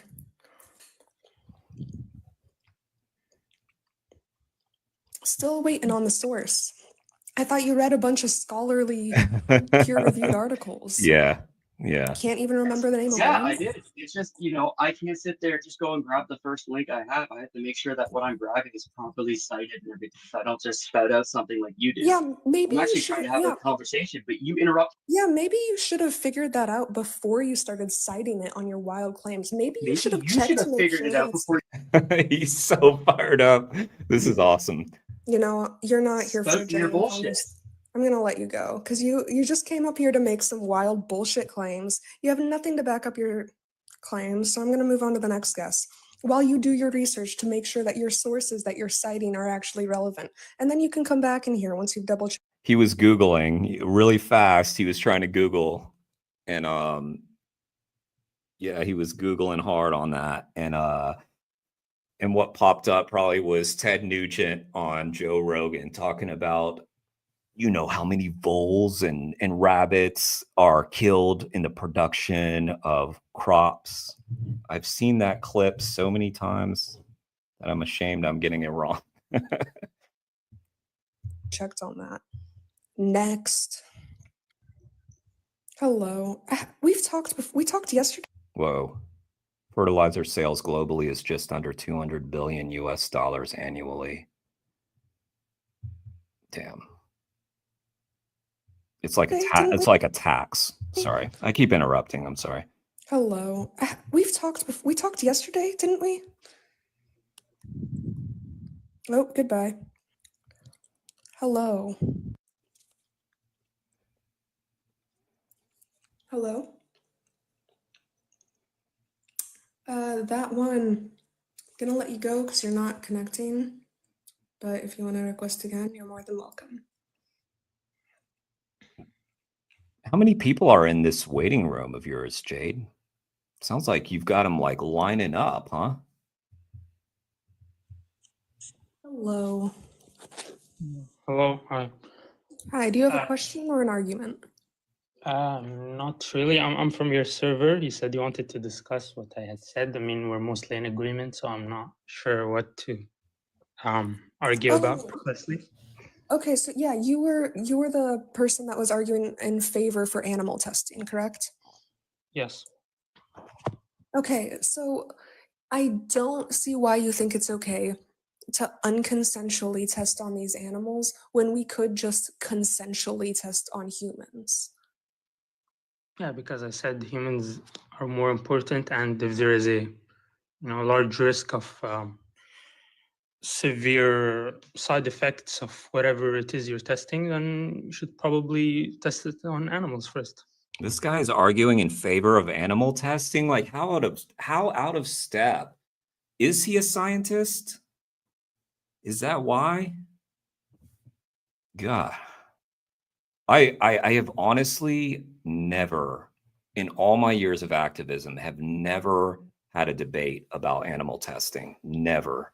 This will be interesting. Or, I mean, you can think that humans have more value and still be against, which you're vegan, right? So you are against the exploitation of non-human animals already, right? Yeah, sure. Why not do just, honestly, the points that they made on Wait, the Discord. what is deciding I'm done debating for the day? Why not do just, honestly, Oh, the damn. points that I did want to hear I wanted to hear the animal testing debate. So you said you wish you could download all your TikTok streams, but it's really hard to download TikTok streams. Gotcha. Yeah. So maybe we just need to log in and find your TikTok, and that's where all the streams are, huh? Sometimes there's like 10 people, sometimes there's hundreds. It's pretty random. Oh, your friend had the debate. Cool. Interesting. Yeah, that's just never come across. I've never had the chance. Like we were set to go to trial. Like I said, I was serving as Wayne's paralegal for the Sonoma trial, which is a crazy story of how that happened. Anyway, I detail that in my first video if anybody's interested. Because I have no legal background whatsoever. Wayne Chung we're talking about. And I was set to serve as paralegal for the Ridgeland trial, which was about the rescue of beagles from Ridgeland Farms in Wisconsin. So we were about to have like a full trial about animal testing and testing on beagles, but they dropped charges the very day that Wayne was set to go and argue personhood for animals. They dropped charges. We were all in our suits. We were ready to go. And well, actually, that's not true. I was still in bed because I was awoken to them saying, yeah, they dropped charges. So like we still got in our suits though. And then we went over there and it was just this amazing moment. Honestly, I wish that more people had seen it. They didn't let us film, but Wayne just spoke so passionately for the animals. He said like, and we were arguing for the charges to not be dropped. Like, how funny is that? Like Wayne could have, at worst gotten 16 years in prison. Of course, if he was convicted, he probably wouldn't have served near that amount of time, but still, like he was willing to go to jail for these beagles. And he had I believe the assistant DA was sitting there and he was like pounding on the table. He's like, this must stop. And the assistant DA was just sitting there like this the whole time. God, that was a moment. That was a moment. How can you be vegan and be in favor of animal testing? Yeah, you were done with that shit, Jade. You were like, no more. How can you be vegan and be in favor of animal testing? Usually it's the only thing non-vegans will agree with. Wait, did he say he was vegan? I missed that. He was vegan and he was arguing? What the fuck? Well, that's not vegan, obviously. That they made on my Discord were tests can lead to death. And so we should do it to non-human animals because they're less valuable than humans. So fucked up. Okay. Oh, wait, no, here he is. Perfect. Oh. Perfect timing. Hi. Hey, how you doing? Hi. Oh. Hey, so you're in favor of animal testing, right? Oh, so you're done, Jade. You were like, yeah, I'm dipping out. Okay, we got the debate. Cool. Let's hear this. Yes. Why so? I mean, Shorty explained it to you. Well, she explained that you think that there's some moral distinction between humans and non-human animals, but that doesn't answer the question on why you're in favor of animal testing. Yeah, because it can pose harms to the humans, so we should try it on animals first. And because, developing these drugs or whatever is important. So I don't know. It seems there's an obviously big difference between like eating animals and testing on animals for these purposes. I actually don't see the distinction. But that being said, do you are aware of the fact that potential harm is like in the reality of the world that we live in right now, right? You understand the fact that. Oh, nice comment. I can't pronounce your name. I don't know that language, so I'm sorry. I can't pronounce your name, but you said, I'm not vegan, but I understand your views and find it pretty sincere. I don't know if you're talking about me or Jade, but your love of animals, respectable indeed. Yeah, thanks for the comment. Yeah, we love animals. We hope you will consider not harming them, like it really is that simple. We're not calling you a bad person. Vic, I'll just call you Vic, I guess. Yeah, we don't think you're a bad human being. We were all part of this, we just don't want animals to be hurt. It's very interesting where this conversation is going to go now, because this guy's arguing in favor of animal testing, which I think even most non-vegans agree is pretty horrific thing. I mean, the history of animal testing too is just so ungodly horrific, and what goes on is so horrific. And so often it is like even the things that they're studying are so mind-numbingly dumb. I mean, like just taking the basics of like injecting things into animals' eyes. I had seen someone post, and I reposted this clip from Ricky Gervais recently where he was talking about animal testing. He was his usual self, and he was just talking about like, okay, like cancer, AIDS, I don't agree with that either. He doesn't agree with that, but he's like, I can understand some people saying that, but putting shampoo in a rabbit's eyes, okay, well, don't get shampoo in your eyes. We know that it stings. The vast majority of testing, the vast majority of vivisectional tests don't extrapolate to human outcomes. In fact, in actuality, when you look at mechanistic studies like rodent studies, for instance, and any model of animal study, actually, it only has about a 5% extrapolation rate to human outcomes. So we know that the way that testing interacts with animals is completely different than the way that it interacts with humans. So we know that if we were to, like, when you say testing, I'm taking this to mean in the context of like drug trials, right? Or do you mean something else? Yeah. Yeah, so you know that same potential for harm exists now currently, because when we test on animals, that's just one phase in the process. So when we test on humans, that same potential for harm exists in humans now. In fact, a lot of humans die in drug trials. This guy's good too. He's pretty knowledgeable, like, and very well spoken. Okay, so so if you think a lot of humans die in drug trials, okay, so you're saying, Hang on. Yeah, it's really sad. I remember hearing that Anthony Fauci took puppies from shelters to test on them and also just sadistically dismembered them for fun, essentially. Yeah, it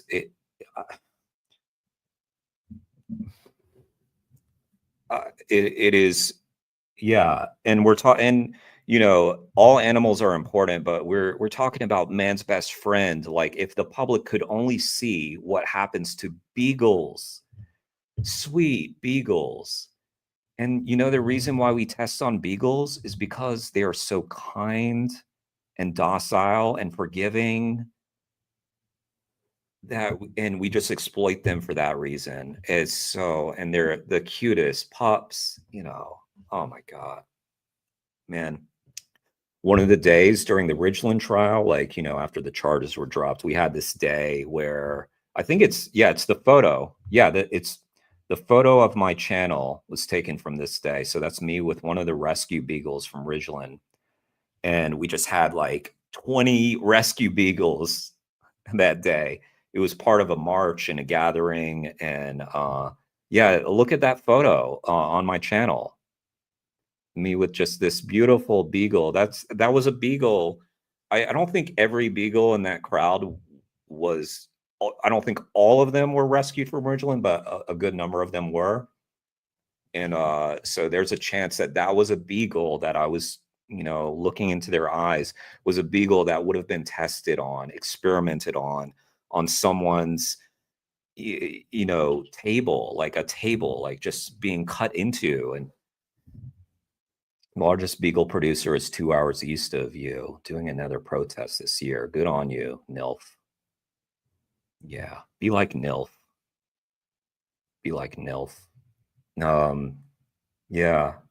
I mean, it does seem to me like even at the government level, like there's some movement away from animal testing, which is exciting, because yeah, I mean, it may be in part because of Anthony Fauci, because conservatives hated Anthony Fauci. He became the boogeyman of COVID, right? Like, they needed a boogeyman, they needed a villain, and Anthony Fauci became that villain. And then it turns out that Anthony Fauci was doing some horrific stuff. And yeah, and so, like, I don't care how it happens. If the conservatives want to vilify Anthony Fauci to end animal testing, let's go for it. Let's end that shit. Despite animal testing, humans die in drug trials. I suppose. Yeah, I'm not sure, but so wouldn't it be maybe more if like the animals weren't used for testing? So I don't know. I'm gonna post well, no, because the problem is, and I mean, video. I am quite interested to explore what accounts for this kind of like differentiation of perspective that you have between humans and animals. But just in the interest of utility, I think if this is some kind of utility, guys, real quick, since we have a good crowd in here, just want to say, you go follow Jade's channel. Jade for Justice, and I just linked to the video and to her link tree. Just great work. Just discovered this channel today. Jade does awesome debates. So show her some love. And if you're not sub to this channel, also sub to this channel. I think I've definitely seen some new faces in the chat. So yeah, if you could sub to my channel and check out, I've got great interviews with tons of amazing activists and yeah, a lot of cool people to discover. Perspective that you've got in terms of like you kind of like presupposing that there's some kind of utility to be gained by testing on animals. That just doesn't exist because, like I said, only about 5% of mechanistic studies extrapolate to human outcomes. And the problem with that is because we test on animals right now, a lot of good data is actually wasted because, you know, if we were to, yeah, you know, because 95% of the trials that we use on animals are useless to humans. That means that if we do, say that, let me just construct a hypothetical for you. Say that somebody creates a cure for cancer, right? And this probably, like probabilistically, this probably has already happened. There's a high statistically likelihood that this has probably happened. Somebody could create a cure for cancer and it could cure stage 1, 2, 3, and 4 stages of cancer for humans. But the human physiology is so different from the animal physiology that it might interact with the animal physiology in a way that like kills all of the animals. But in the human context, it might have actually cured every human. So say that somebody creates a cure for cancer and we test it on rats first, and it like kills 100% of the rats. It still has the potential to cure. In fact, it has a 95% likelihood of having a completely different outcome in humans. So what this means is the amount of disutility that we get from testing on animals is like exponentially greater than the amount of utility it actually provides. Yeah, I suppose that makes sense. Okay, so for human drug trials right now, in the interest of utility, what we should do is, and by the way, like a lot of good data has been trashed because of that, and there's plenty of studies on this. In fact, there was one paper called, hold on, I've not cited this in a while, Analysis of Animal to Human Translation shows that only 5% of animal tested therapeutic interventions obtain regulatory approval for human applications. That was the name of the study. And it showed that 5% of drug trials extrapolate fully from like rodent models and, you know, like other like rabbit models and stuff like that to human outcomes. Wow. There's 23,000 beagles there, but there's 40,000 ferrets there and nobody speaks up for them. I'll make a sign to include them. Wow, ferrets. And ferrets are adorable too. I mean, not that it matters like how cute the animal is, but it's just like if people saw this. Oh, by the way, little self-promotion, but I'm including the link. If you guys haven't seen, one of my recent interviews was with Tom Harris, who's this legendary UK activist who was involved in the SHAC campaign, which is the Stop Huntington Animal Cruelty campaign.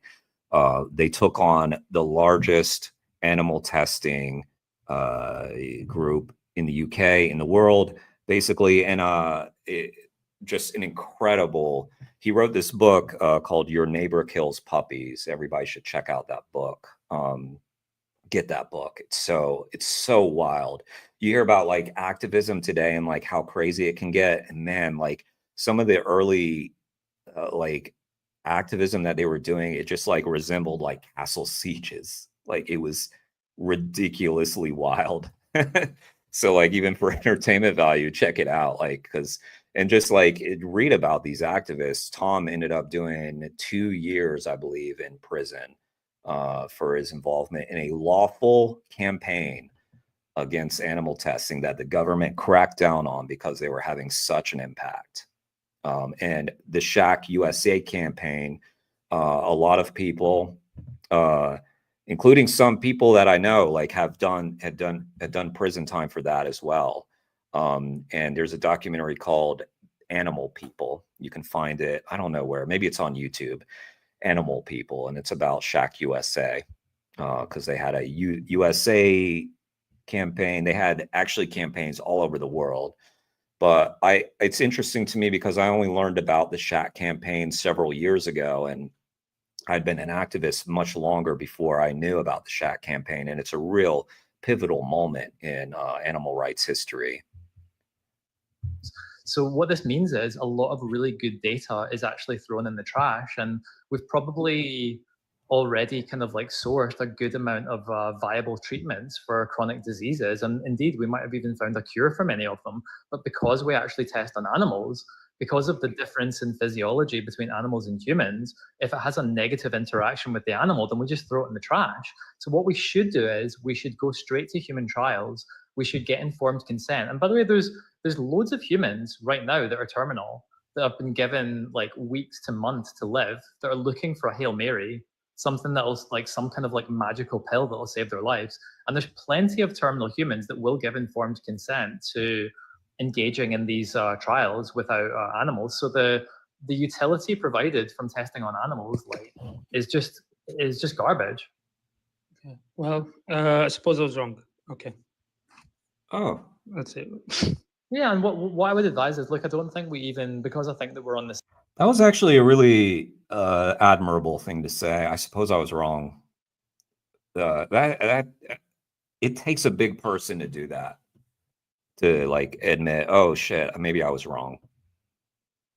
Kudos to that guy. Same page now. I don't think we necessarily need to go through the kind of like the name the trait process. But what I would just ask is, you know, the reason that you think morally it's okay to test on animals, because obviously by testing on animals, there's the propensity for causing a lot of harm and death to animals as well. In fact, like millions of rodents and rabbits and stuff like that are unalived in the process of testing every single year, completely unnecessarily. What I would just ask is, you query introspectively what he said unalived. I wonder if that's like a way to get around the TikTok thing or something.